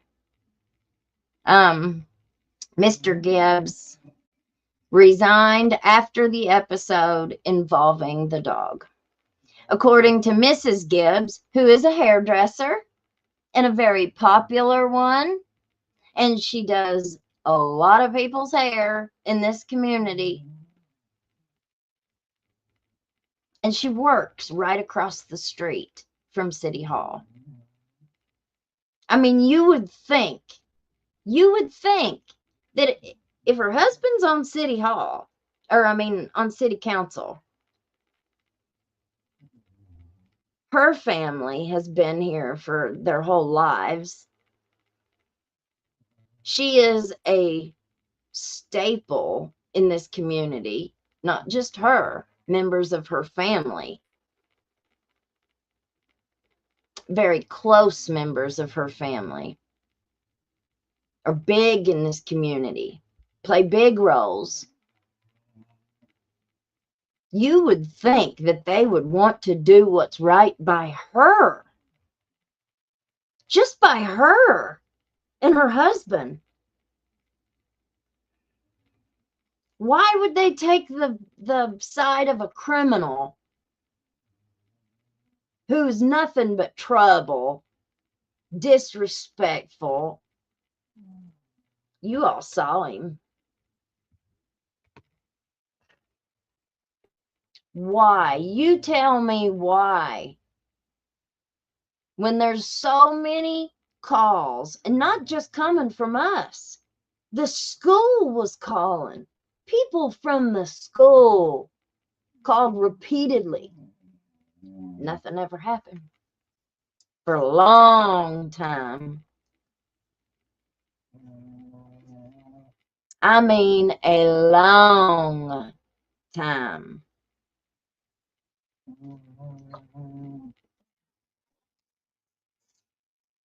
Nothing happened until around the time of the mooning out here when she mooned me.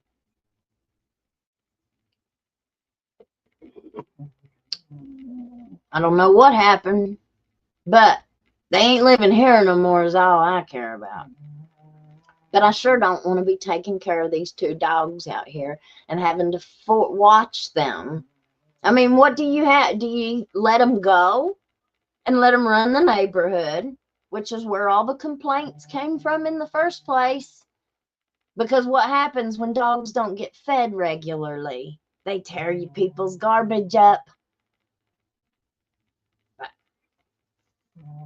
We'll just call him and let him know he better grab a bag of dog food. I mean, you know, people say they ain't tipped him off. We've sat here and watched it so many times. 2 minutes before the state cop would pull up the hill, he'd pull his truck up and then back it up the hill and go hide up there. 2 minutes. Then they leave, be another time, same thing, same exact thing. Social workers or cops come up here, look for him. 2 minutes before they came up the hill, he'd come out here and back up the hill, hide his truck up here. He'd be here the whole time, watch them beating on the door. Somebody's telling him.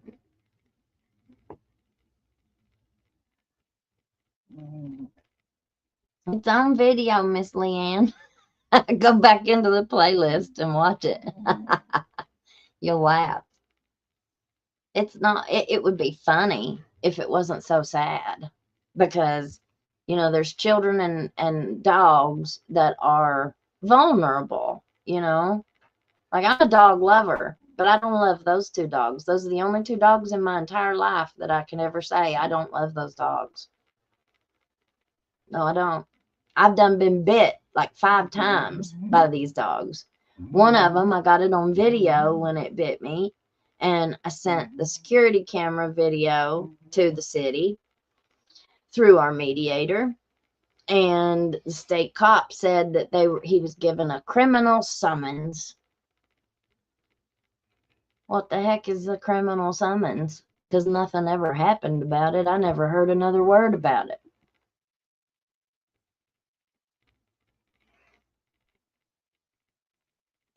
Their dogs almost ripped their own daughter's face off because the dogs were in heat. They had a boy dog, and in heat. They getting pregnant left and right. Left and right. Grabbed right hold of that baby's face. I got pictures of that too. They didn't even take that dog for like, 6 months. They finally gave it up, but they didn't take it. They finally gave it up. There wasn't no quarantine. You're supposed to quarantine. There were no shots. That dog had never been to the vet. That dog had mange all up its back so bad that it was awful. Oh, but we're making stuff up. We got all the proof. We got all the proof that we need. We've got videos and pictures for almost 2 years that go back in our cameras. So, I mean, I don't understand. Let's see. According to Mrs. Gibbs, who is a hairdresser, Stephen shows up at her house every morning between 9:11 and 9:14. Usually he stops in front of my driveway and just sits there. I'm guessing he's recording me. I have video of it. Mr. and Mrs. Gibbs also complained to the council about their inability to obtain body cam footage taken after Tennell shot their dog, which they said will prove there is more evidence about the shooting than what Stevens included in his report. That's where the discrepancies are. The report that he gave of that shooting is very one-sided, and it's all on the Tennell's side. I mean, they call the police. He comes up here and takes Tennell's side. When her mommy screamed at him, they're laying over a bloody dog out here in the driveway, and her mommy screamed at him about doing it. You know, she was going to call the cops or whatever. You know what he said? He said, good, call them, because they're the ones that told me to shoot her. So if that's true, then Jim Stevens is the one who told him, that dog comes near you, shoot it. Is that what he said? That's what Johnny said that he told him. That he was the one told him to do it. I'm sure he would deny that.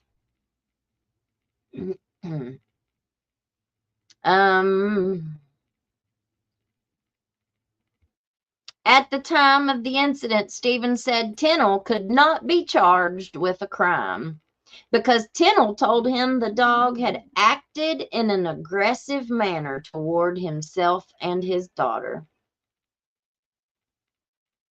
That's a lie. And I'll tell you right now, it's a lie. You know what we think? We think that body cam footage is going to show the police telling Johnny what to say. That's what we think. We think that he said, I don't know what he said, but we want to see the body cam footage. We want to see it for ourselves. Now, Ashley and her husband have already seen it. They've already seen it.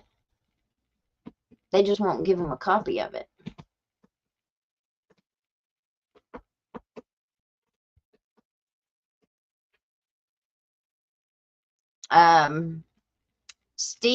Chief Stevens told the council he didn't write his report with any animosity towards the Gibbses, nor was he body camming for any reason other than there were complaints that in that particular area I wasn't patrolling.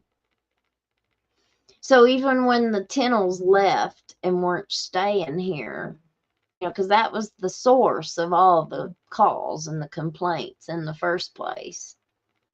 Why do you still feel the need to come up here and sit in front of her house if they're not even living there anymore? You know, but the minute I hit the bottom of that hill, I start body camming so you all can see exactly what I see when I go through there. Stevens told the council, if dogs, people, and cars come through after I leave, I can't do anything about that. Like they are even expecting you to do anything about that. Like that's not even a complaint.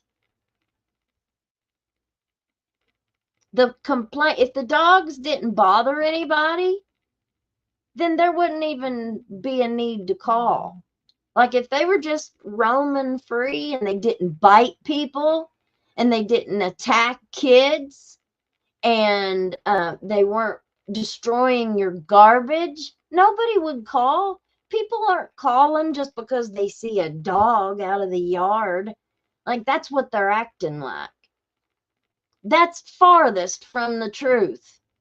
That is absolutely not what anybody has called about. But when the dogs start attacking people in a herd, you know, At that time, there were like 5 of them.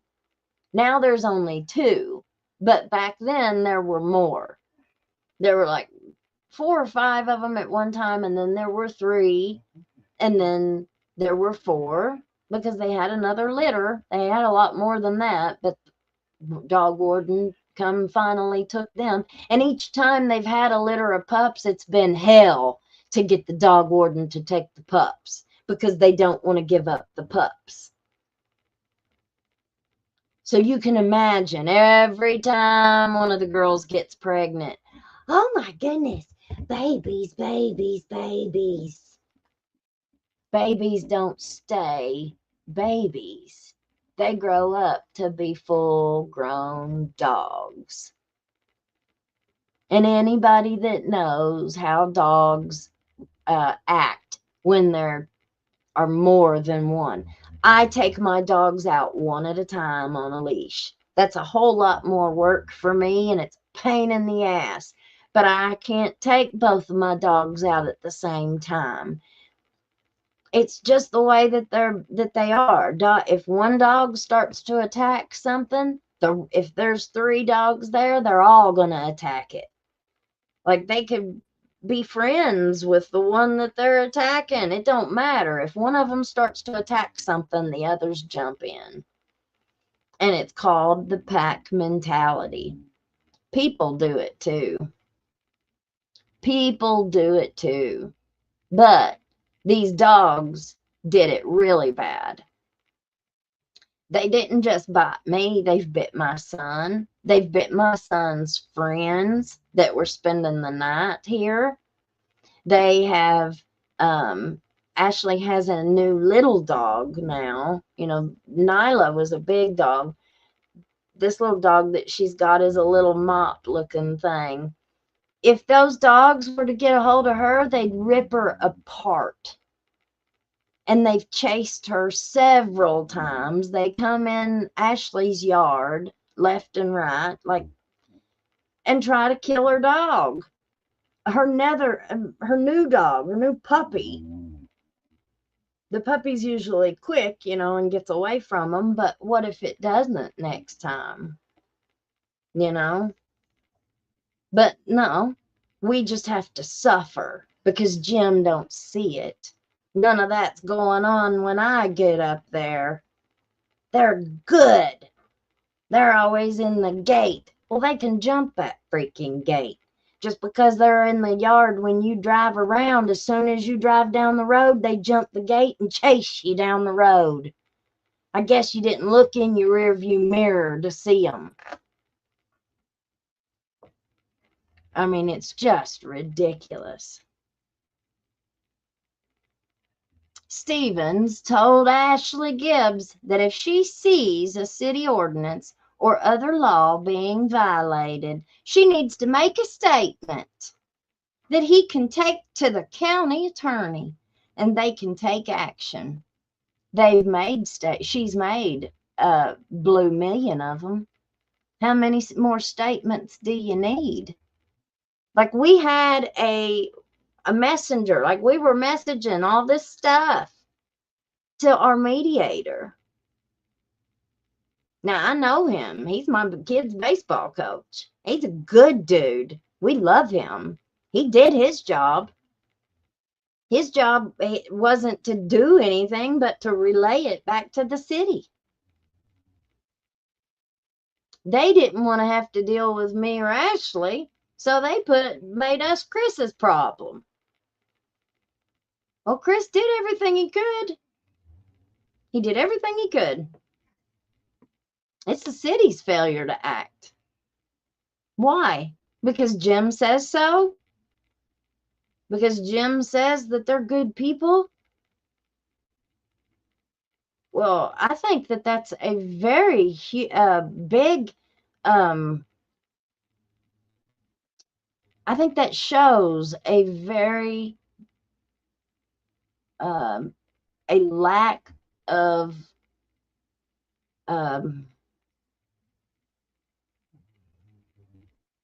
good decision making or something. Like if this is what you think, What about all these other decisions that you're making? That terrifies me.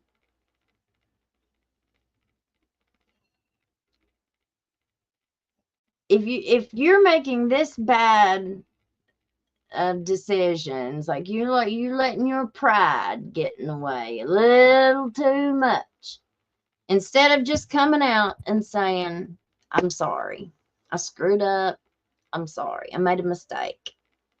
But I've thought about it, and I've looked at all the evidence. I've thought about it, and maybe I was wrong. Maybe I should have done something more. I mean, that's simple.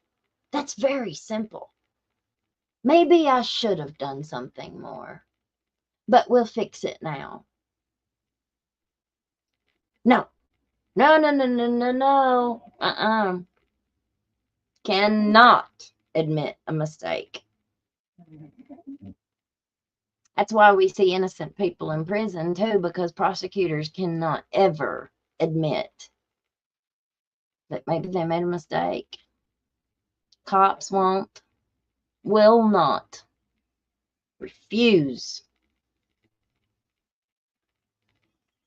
But now this is Jim, but I cannot do an enforcement action without seeing it myself. Stephen said, so why are you even a cop? Like, if you can't take any kind of action unless you see it yourself, like that's not even a thing. And who believes that? Who do you think would believe that? I cannot do an enforcement action without seeing it myself, Stephen said. You can, however, by giving me a statement. Well, she's given them all to our mediator. Like, there's a ton of messages that she sent. And I sent, but I haven't sent any in a long time to the mediator. Because it wasn't doing any good. We got tired of recording and sending it. Nothing was happening. Mrs. Gibbs is a lifelong resident of Rocky Hollow. Her mother lives across the road from her in the same holler. And that's the end of the article, y'all. They didn't write anything about the dogs being dumped down here on me. I don't know. I don't know. I would hate to think that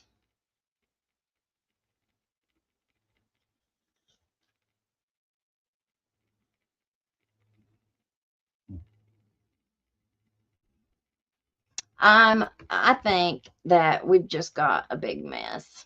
I think we've just got a big mess. And I'm just going to keep on putting it out there. Oh, let me bring up this other, because we want to look at this. We're going to look at the post on Facebook.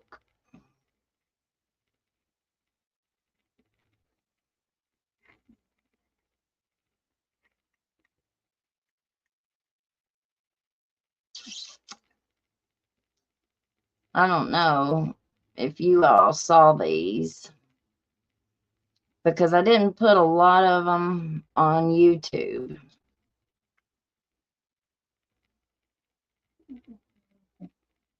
Okay. So this is the first one, I think.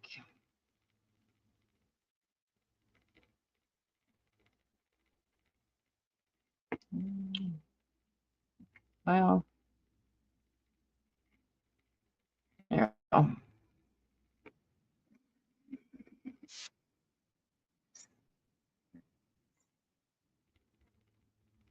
So this is one that I recorded from in the house.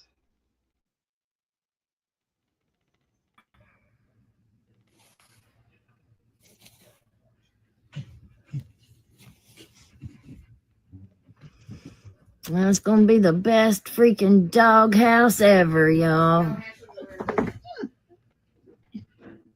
It's gonna be such a good doghouse. Yeah, dog warden, you guys are great.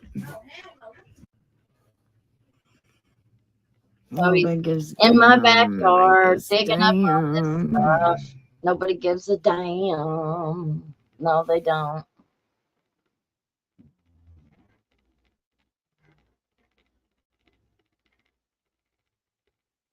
No, they don't.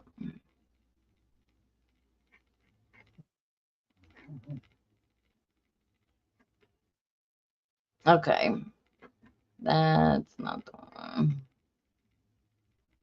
They got loose once, but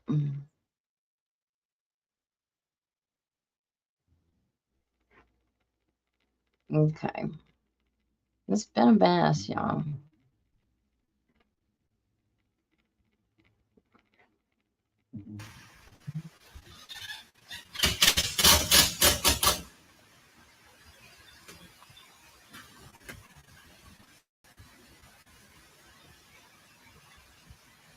I can't get in there to them. Like, they've hammered it and screwed I everything. hope it falls in the damn creek.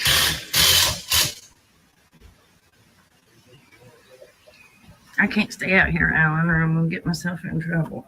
I can't keep the mouth shut.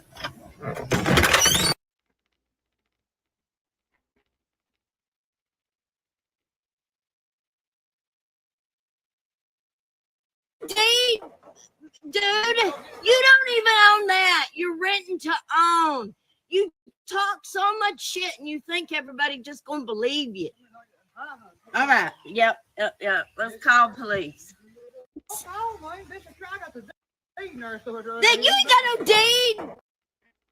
He just tells whatever he wants to tell, and whether it's true or not, it doesn't matter. It sounds good, I guess.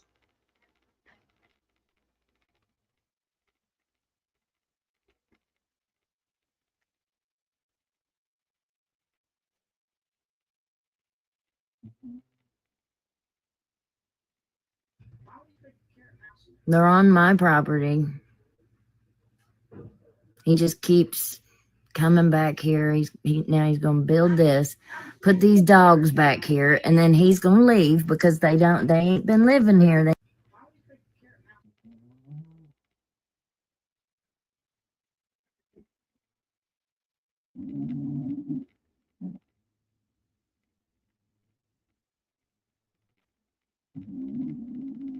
Check this out. So they're in that little building there. I see it moving in there. And he got that water. Their water, their drinking water. He got it out of that swimming pool. And last spring, we've got pictures and videos of those kids swimming in that pool. They jump in there, jump right on in it. Same water, been in it 3 years. They don't care. Let's go down there and see how they are. I mean, where are they supposed to poop and pee at? All right, let's go see here.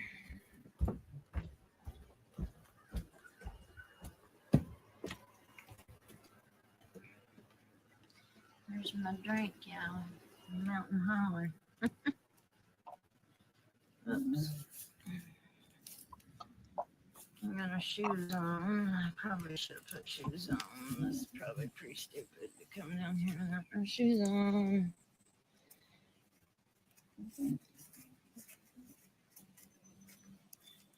Okay.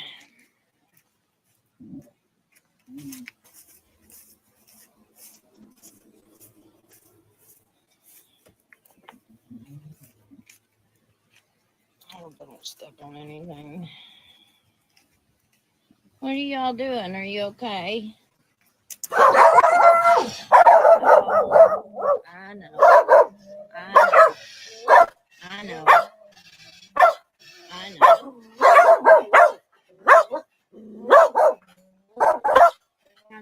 You got water? You got water or anything?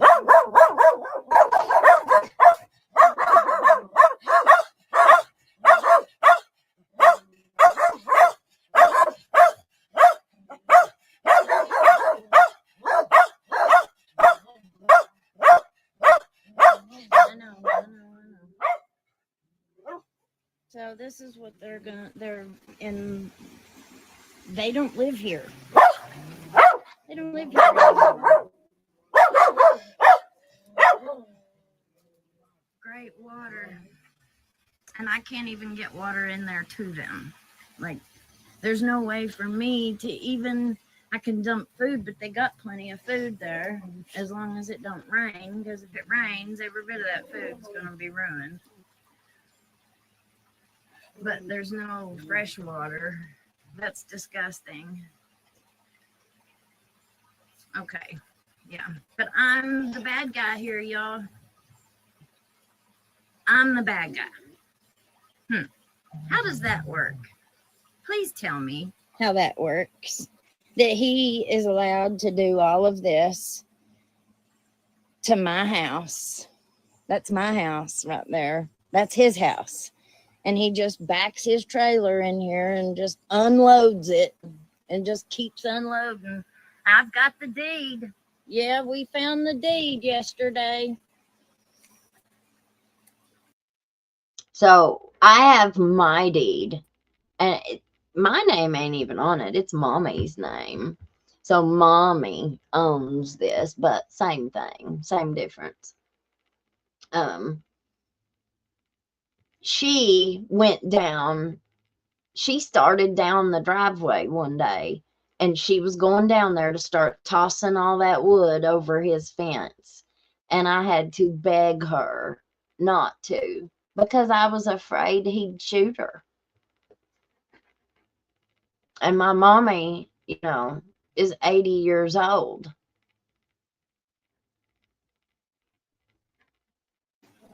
And it's not his.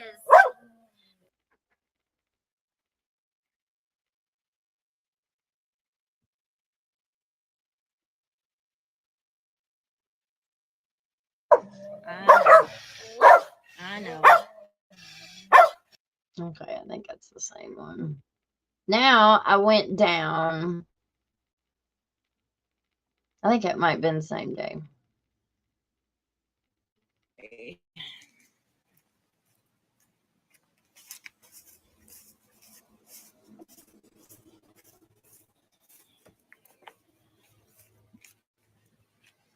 Oh, don't step on anything. What are y'all doing? Are you okay? I know.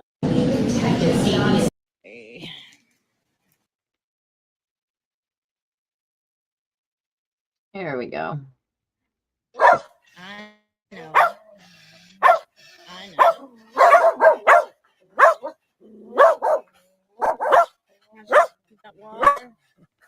Look at that water.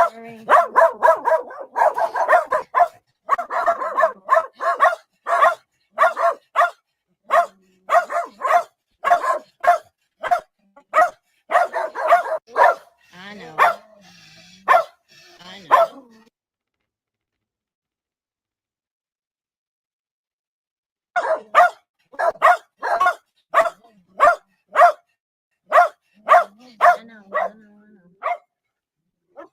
So this is what they're in. They don't live here. They don't live here. Because if it rains, every bit of the food will be ruined. But there's no fresh water. That's disgusting. Okay, yeah. But I'm the bad guy here, y'all. I'm the bad guy. Because if it rains, every bit of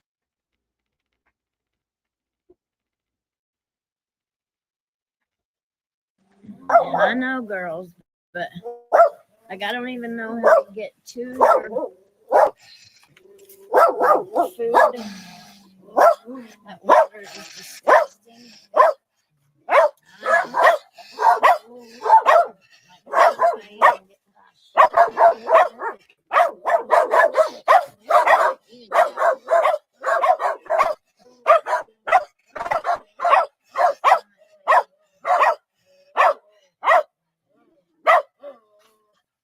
beat up she is. She's old. Well, not old, she's a few years old. She's only like 3 or 4 years old. I can't. Probably had 8 years. Let's see if I can set my phone up.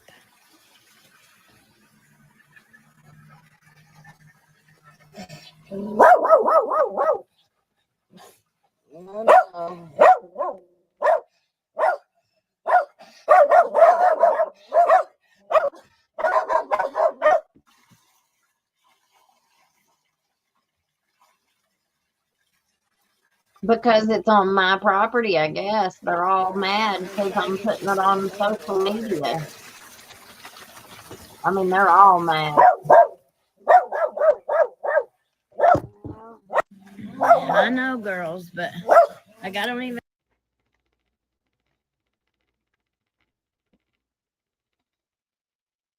How beat up she is. She's old. Well, not old, but she's old.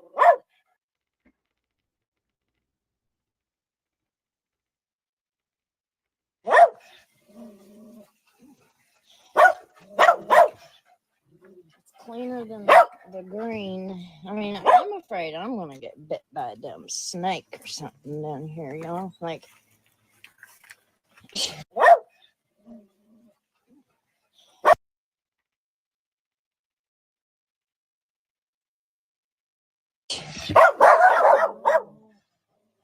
there's rats galore because I saw one sitting up there in front of my truck the other day, and it didn't care one bit that I was standing there looking at it. Rat. It was not afraid. Now,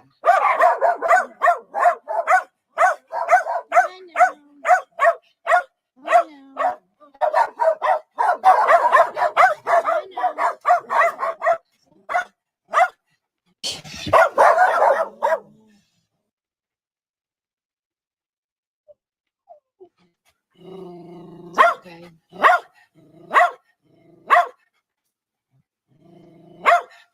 I know. You see, now this is how this food deal is, and I'll tell you exactly what's happened. And anybody that knows rescues will absolutely know what I'm saying. Okay.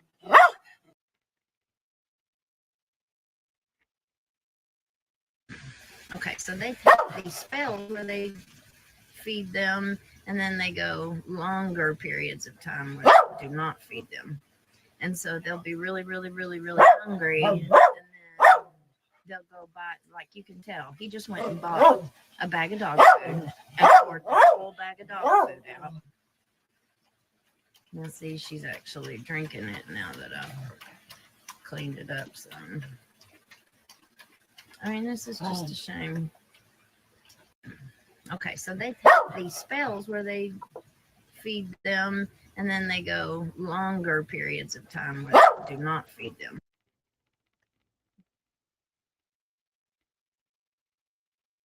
And then here's the article. I'll show you. Jenkins couple unhappy with police chief. That's the title that was on the front page of the paper. And then there's the screenshots of the article that we just read. None belonging to the Tennels, he made sure he said. I mean, it's really a shame. It's really, really a shame. So I'm going to go to some of these comments, and I'm going to read some of these comments for y'all. Because we had a whole bunch of people who live here in this community who commented on all this. Just, I mean, especially with the police officer. So let's go to these comments.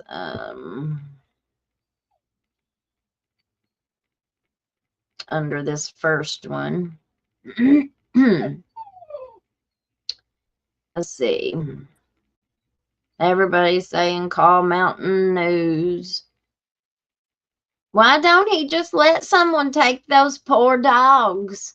Let them go to a loving home and not locked up and not fed. Our dog warden people are very upset with me. Very upset.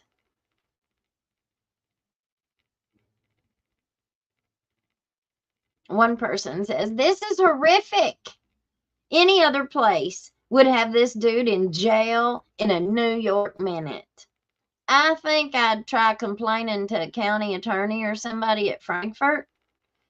Nobody should be allowed to just take up space on property that they don't own. This is an ungodly mess. I'd be sick having to look at that every day. Do you think that they care? Do you really think that any of them care? Like I said, if it was on Jim Stevens' property, if his neighbor was doing that to his property, he'd throw a fit. He sure wouldn't be taken up for him.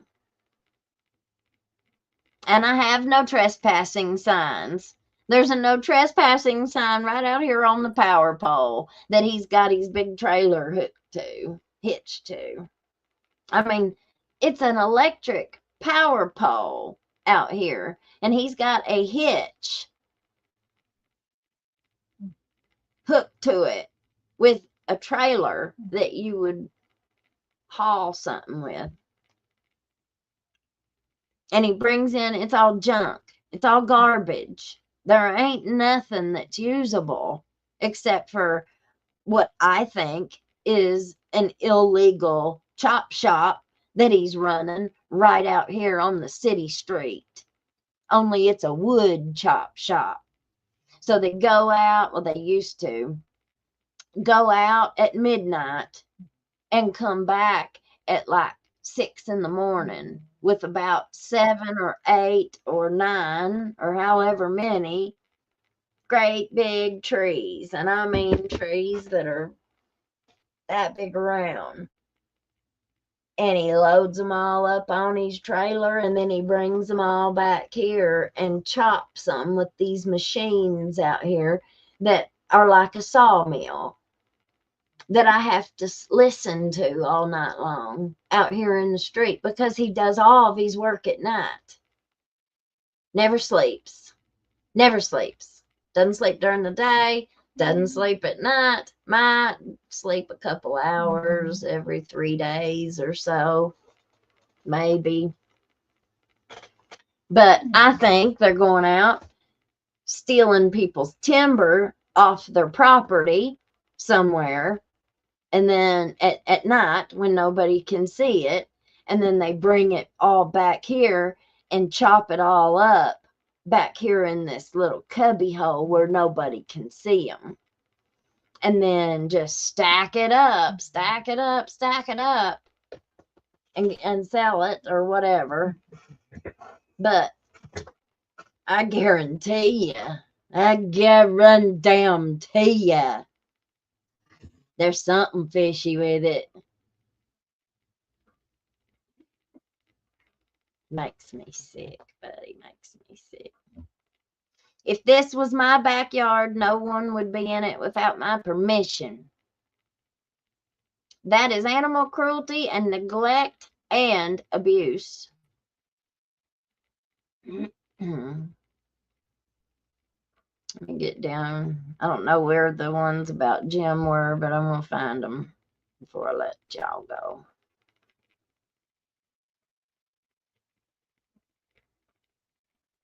There was a lot of people had some things to say.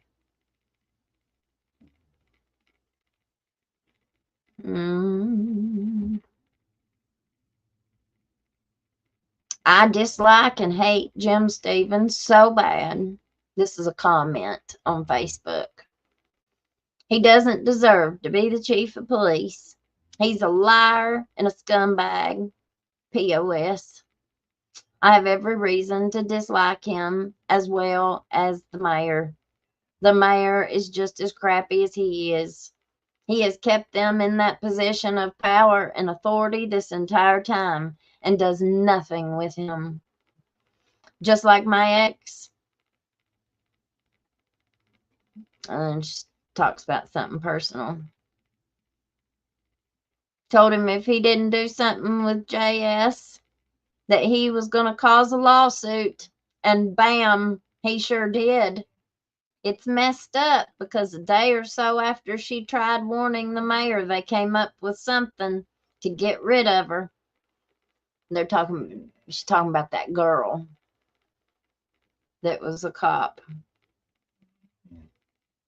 Everybody says, good grief, that swimming pool. I know. I have to listen to the frogs and fight the mosquitoes that are that big around. Let's see. Looks like a health hazard to me. Does me too. Me too. They said that thing might work for a hamster. Ah.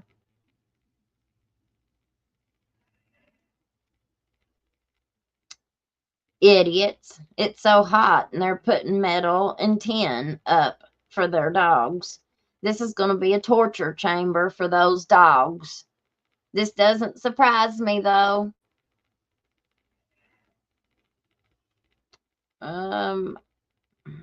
I applaud you for having to deal with those idiots. I'm sorry you even have to deal with it. Me too. Me too. But I can't imagine what my friend Ashley's went through.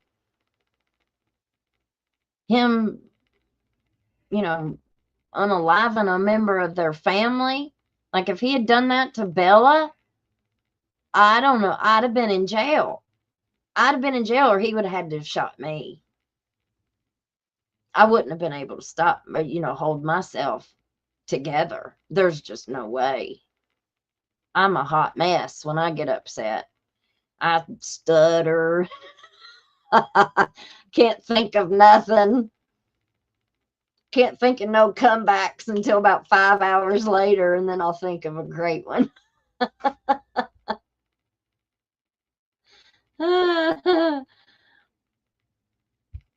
just get so caught off guard and shocked with what comes out of people's mouths. I mean, I just talk about the truth. Truth hurts sometimes. The truth hurts sometimes. Well, I don't see those comments. I don't know what I did with them, where they were at. I'm looking, but I ain't found them yet.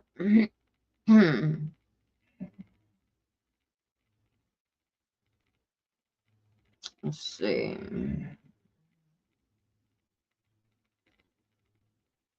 Oh, so my cousin put on Facebook a while back, a couple days ago, for asking for prayer because her daughter and her friends were at Kentucky Kingdom and there was an active pew pew person.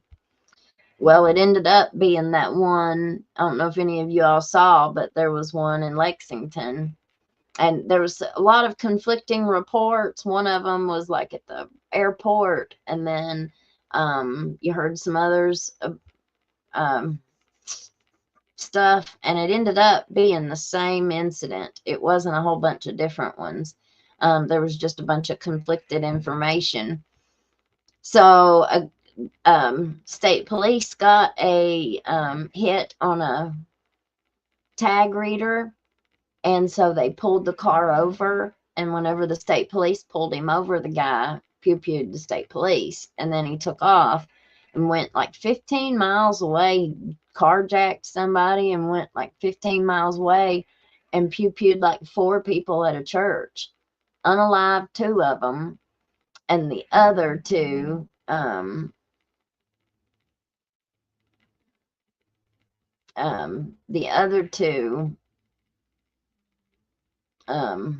Sorry, I was reading that comment. We just, I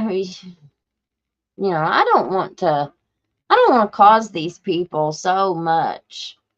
Like, I don't want a whole bunch of people to call City Hall, or anything. But, I mean, I don't know what else to do. Like I said, we've been sending all this stuff for a year and a half, and they've not done a damn thing. They just ignore us, dismiss us. They came out here one day with our school resource officer, and they knocked on my door asking me if I'd seen anything. Well, of course, you know me, I'm going to tell it. And I said, well, if Jim here wouldn't come and constantly run interference for him, maybe something would get done. Well, that doesn't go over very well. So that was the end of that conversation.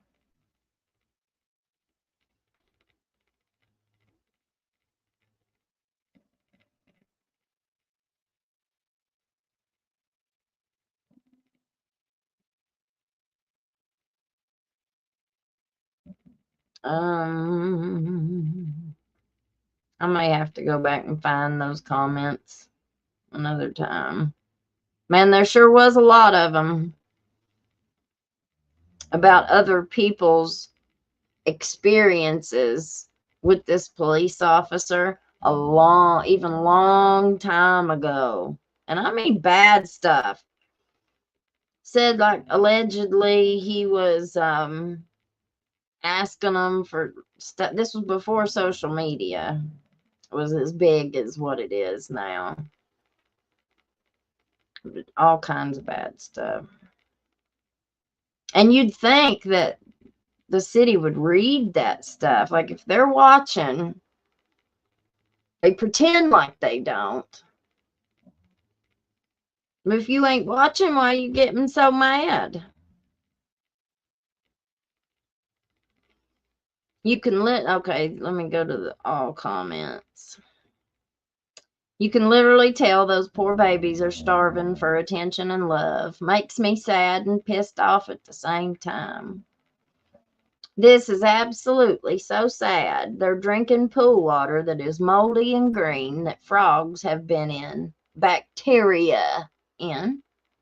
We are supposed to treat our animals like we do our babies. Obviously, those people don't deserve kids, and they don't deserve animals. That's just facts. I'm outraged over this. I've been outraged over this. Humans are the problem. No joke. I seen a couple of doggies running loose. Gave them a big bag of cat food.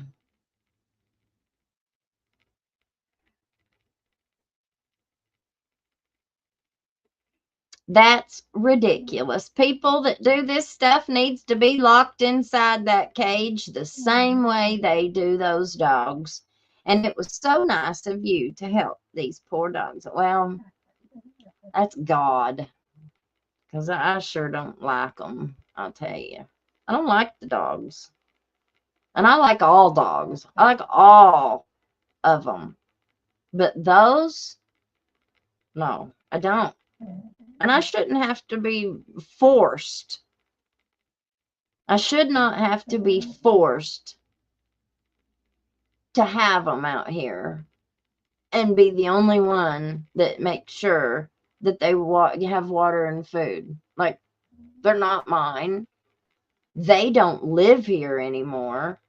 They've been gone almost a month, if not a month or longer. Like, where in anybody's reasoning is this even a good idea? Like, who does this stuff? I wouldn't take my 2 dogs and go put them in somebody's backyard when I moved. But that sounds fair. Better on me than the shelter, I guess, right? Better me take them than the shelter.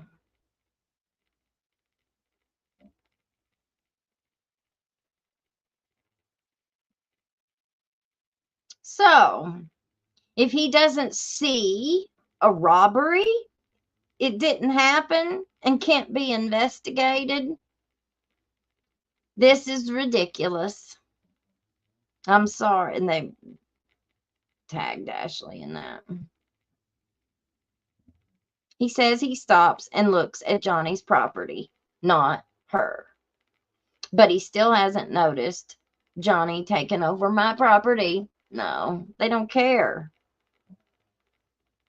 I watched him do a nice roll and stop by. I'm sure he noticed everything down to the squirrel. Well, that's our tax dollars in service. Okay, now this post was put up a little bit ago.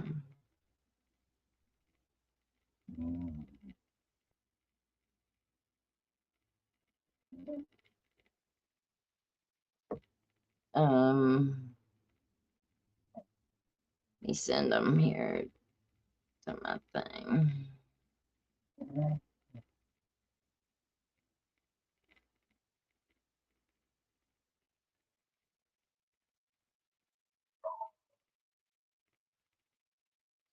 That's them out there barking now. They bark just about all night long at stuff, you know, just whatever. I mean, they haven't been out to go to the bathroom or nothing since the day that they shoved them in there.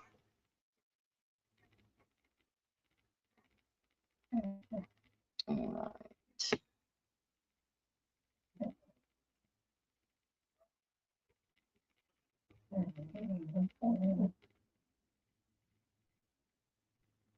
There it is. I was having trouble getting it to go.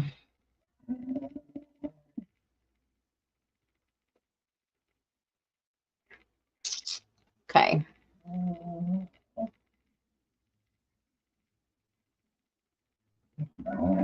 Now, this is Jim Stevens' wife. Jim Stevens' wife, Tia Noel Stevens. Public service does not mean being a public punching bag. Let's be clear. Targeted public commentary? Never heard of that before. Especially when it's twisted or incomplete, walks a fine legal line. It sure does, honey. It sure does. You're right. If anyone believes that trying to intimidate or harass, defamation, libel, do you know what the definition of those are? Or slander? Come without consequences, they're mistaken. This includes targeting public officials.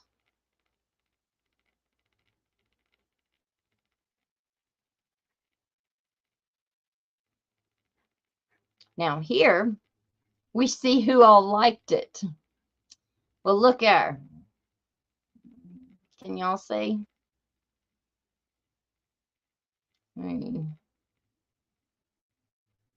Oh, that's going the opposite way. No, it don't work that way, I guess. Okay, so I'll just read it.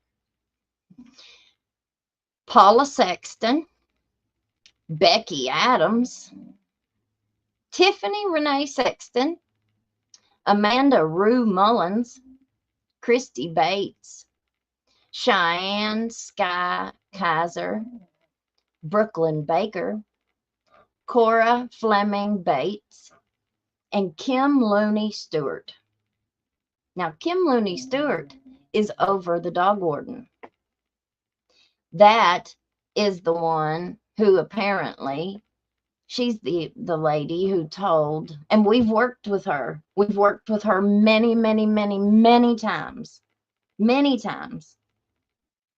They regularly rescue animals in Letcher County. Now, why this situation has went left, I don't know. Can't tell you. But I think it has something to do with Jim Stevens. But regardless, she's the one who apparently, the dog warden said it in the video when we asked him. He said, I thought I was here to get them. But apparently, Miss Kim told the Tennels that if they just came and got the dogs out of the house where there's no air, there's no power, they were not taken out to get, they were locked in a house for a month. Okay. They were locked in the house for about 11 days. And then they came back and they let them out for about 30 minutes while they were here doing something. And then they put them right back in and locked them in again for another week. And then they come, let them out for about 30 minutes. Now we're talking about 7 days. Can you imagine the mess that's in the house over there? Because I know how bad it was when I had to take my kid to Lexington to the hospital. And I was gone for about 4 days. And I had a kid here that was cleaning most of it up. But I still know how bad it was when I got back. And I was not happy. But, you know, that stuff happens, right? Well, these have left it in that. You can just imagine what the house looks like then.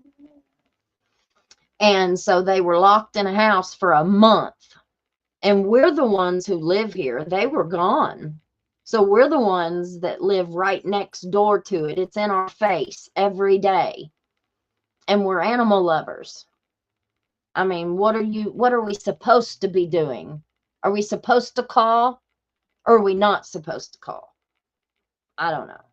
I didn't call, but my neighbor did. And I got other neighbors that did. I just didn't think it was going to do any good. And I was right. I wasn't going to waste my time.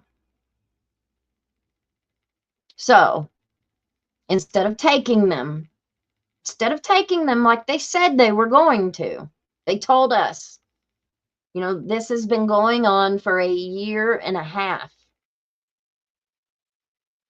There have been calls over the litters of pups. Oh my gosh, the litters of pups in the last year and a half. But they're the ones that have to come get them every time.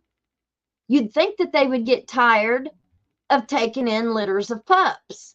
Like I said, why have you not mandated that they get those dogs fixed if they're going to keep them? Anybody else would be mad. They would not get their animals back until they were fixed. It's just, I mean, you know, and my mom is going to come down here and cut that open with something. Like, she's not going to continue to watch this. Are they going to take an 80-year-old woman to jail? You going to take her to jail? They probably would. They probably would. But that's okay, Mommy. I'll come bail you out, honey. Unbelievable. So like I said, instead of any of them saying, man, I'm sorry, you know, we made a bad decision. Maybe we should rethink that. No. That would be a very easy way to fix all of this. It would be a very easy way to fix all this. You know, sometimes we got to swallow a little pride. Sometimes we got to eat a little crow when we're wrong. I don't know anybody that takes up for this situation, that takes up for any of these people in this situation except for their family members. That's it. That's the only people that are coming to your defense in this situation. And threatening people with prosecution who are trying to call for help. Yeah. That's exactly why we're looking at this the way that we are. You want to come up here and sit in front of her house and try and intimidate her?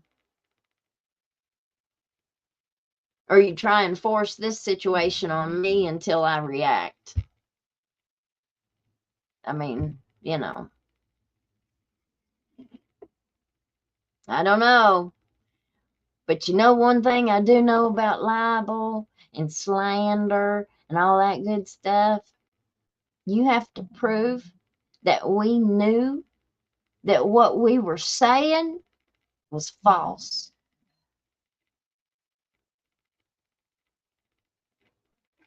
I'm pretty sure that that's how that works.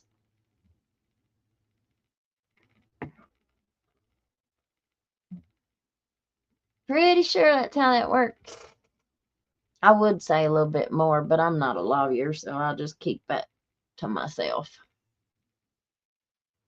All right, guys. Thank you, Jesus.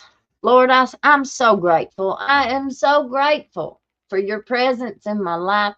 I am thankful for the morals and the values that you've instilled in me, Lord. I'm so grateful. Man, I'm so thankful. Hallelujah. Thank you, Jesus. Hallelujah. Hallelujah. Hallelujah. Lord, I ask that you will forgive me for my sins. Anything that I do wrong, Lord, whether it be intentional or unintentional, Lord, I beg that you forgive me for my sins. Show me and keep me on the right path. I pray that you keep your light at my feet and don't let me falter either way. Lord, I rebuke the devil. I rebuke Satan in the name of Jesus. I plead your precious blood over me and my children. I plead your precious blood over my neighbors and my neighborhood, Lord. I ask that you move in this situation. I ask that you go before us and that you move. I pray that you open doors that no man can shut, and I pray that you close doors that no man can open. Hallelujah. Thank you, Jesus. I love you, Lord. I love you. I'm so grateful for the sacrifice that you made to save me from my sins.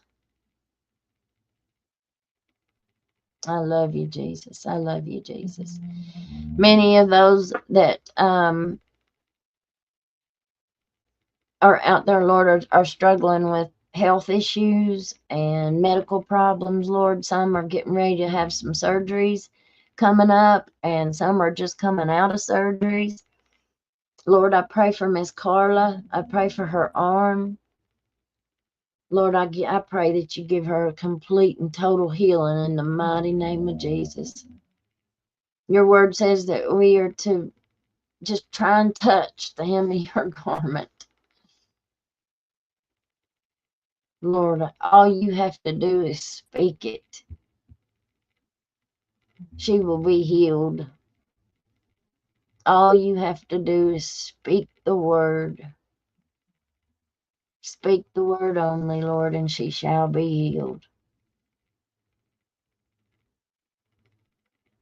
Oh, hallelujah, hallelujah, hallelujah, hallelujah. Until we come again tomorrow, Lord, I give you all praise, honor, and glory. In Jesus' name, okay. Well, you all have a great rest of your night. And I will talk to you tomorrow. We got some big stuff to talk about. I just thought that this was kind of an important thing that maybe I needed to at least introduce on one of our lives. We're going to keep following this. And I had been putting up some shorts on the TikTok and Facebook and stuff. And I put up a short or two on YouTube, but we haven't really talked about any of this stuff going on like right here at my house. I tried to keep it away. I tried to keep it out, but you know, this is exactly what we're talking about. It's exactly what we're talking about. Like, if this guy is such a criminal and he is behaving and he's committing all these crimes, right? All this criminal activity, stealing, just thieving, just being a thief. So if you got a guy that's just a thief and like every single day he goes out, that's all he's doing is looking for a mark. How can he make $1 today? Who can he rip off? Who can he cheat out? Who can he rob? So if you have somebody like that and you've got police that never investigate nothing, just let them do whatever they want to do without any interference whatsoever. We just drive right on by. I don't care what dope you got in your pocket. I ain't even gonna look. I don't care if she's over there huffed out of her brain, got gold paint all over her face and silver paint all over her hands. No, I'll just pretend like I don't see it. Oh, okay. Would that be enabling criminal activity? I mean, I don't know. It's pretty rotten is what it is. It's pretty rotten. And there's a whole lot of people, like all those comments, must have been on, I've got them, but searching for something when I'm on live gets a little bit, my anxiety. So many people were willing to put those comments out on Facebook with their name and their face and their profile and the kinds of things that they accused this cop of are some pretty sick stuff. And it falls right in along the same lines that we've heard about so many others around here. People better watch out. If you've lived a real nasty life, it's coming out. It's coming out. People are telling. Social media is different today. This stuff is starting to come out. So let me give you a little intro into the interview I did today. So I went and met with a lady that I've known for a long time, and she struggled with substance abuse, and she has been on the opposite side. Especially around here, if your family is connected politically, then, you can get a lot of help.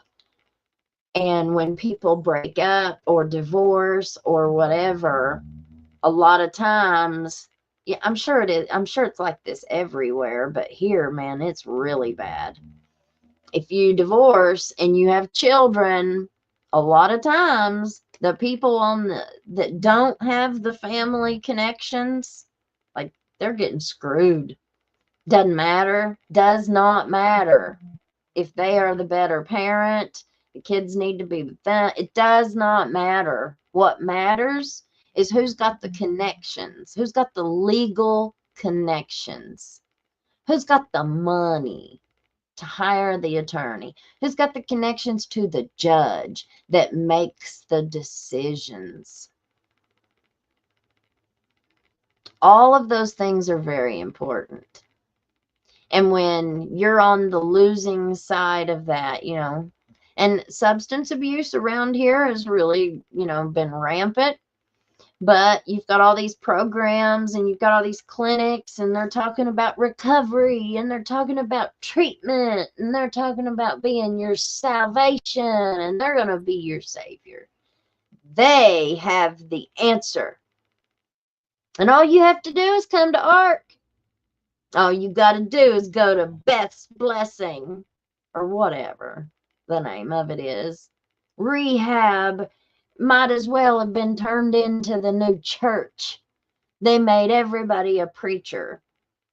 Everybody that tries to recruit.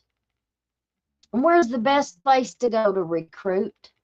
The jail. The courtroom. Ah, you're joking. Well, we got some good testimonials coming up.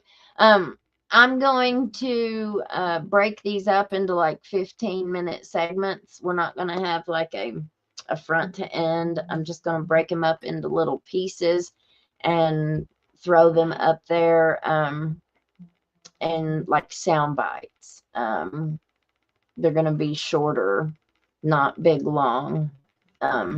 Just because, you know, sometimes people who have struggled with methamphetamine, your thinking isn't great, you know, so it's really hard. And when you've been harboring all of this pain and injustice, and you know, you've been harboring all of that for years and years and years and years, and you've been writing it all down, and you've been keeping track of it because you were waiting for your time to be able to, you know, tell your story and have somebody care and listen.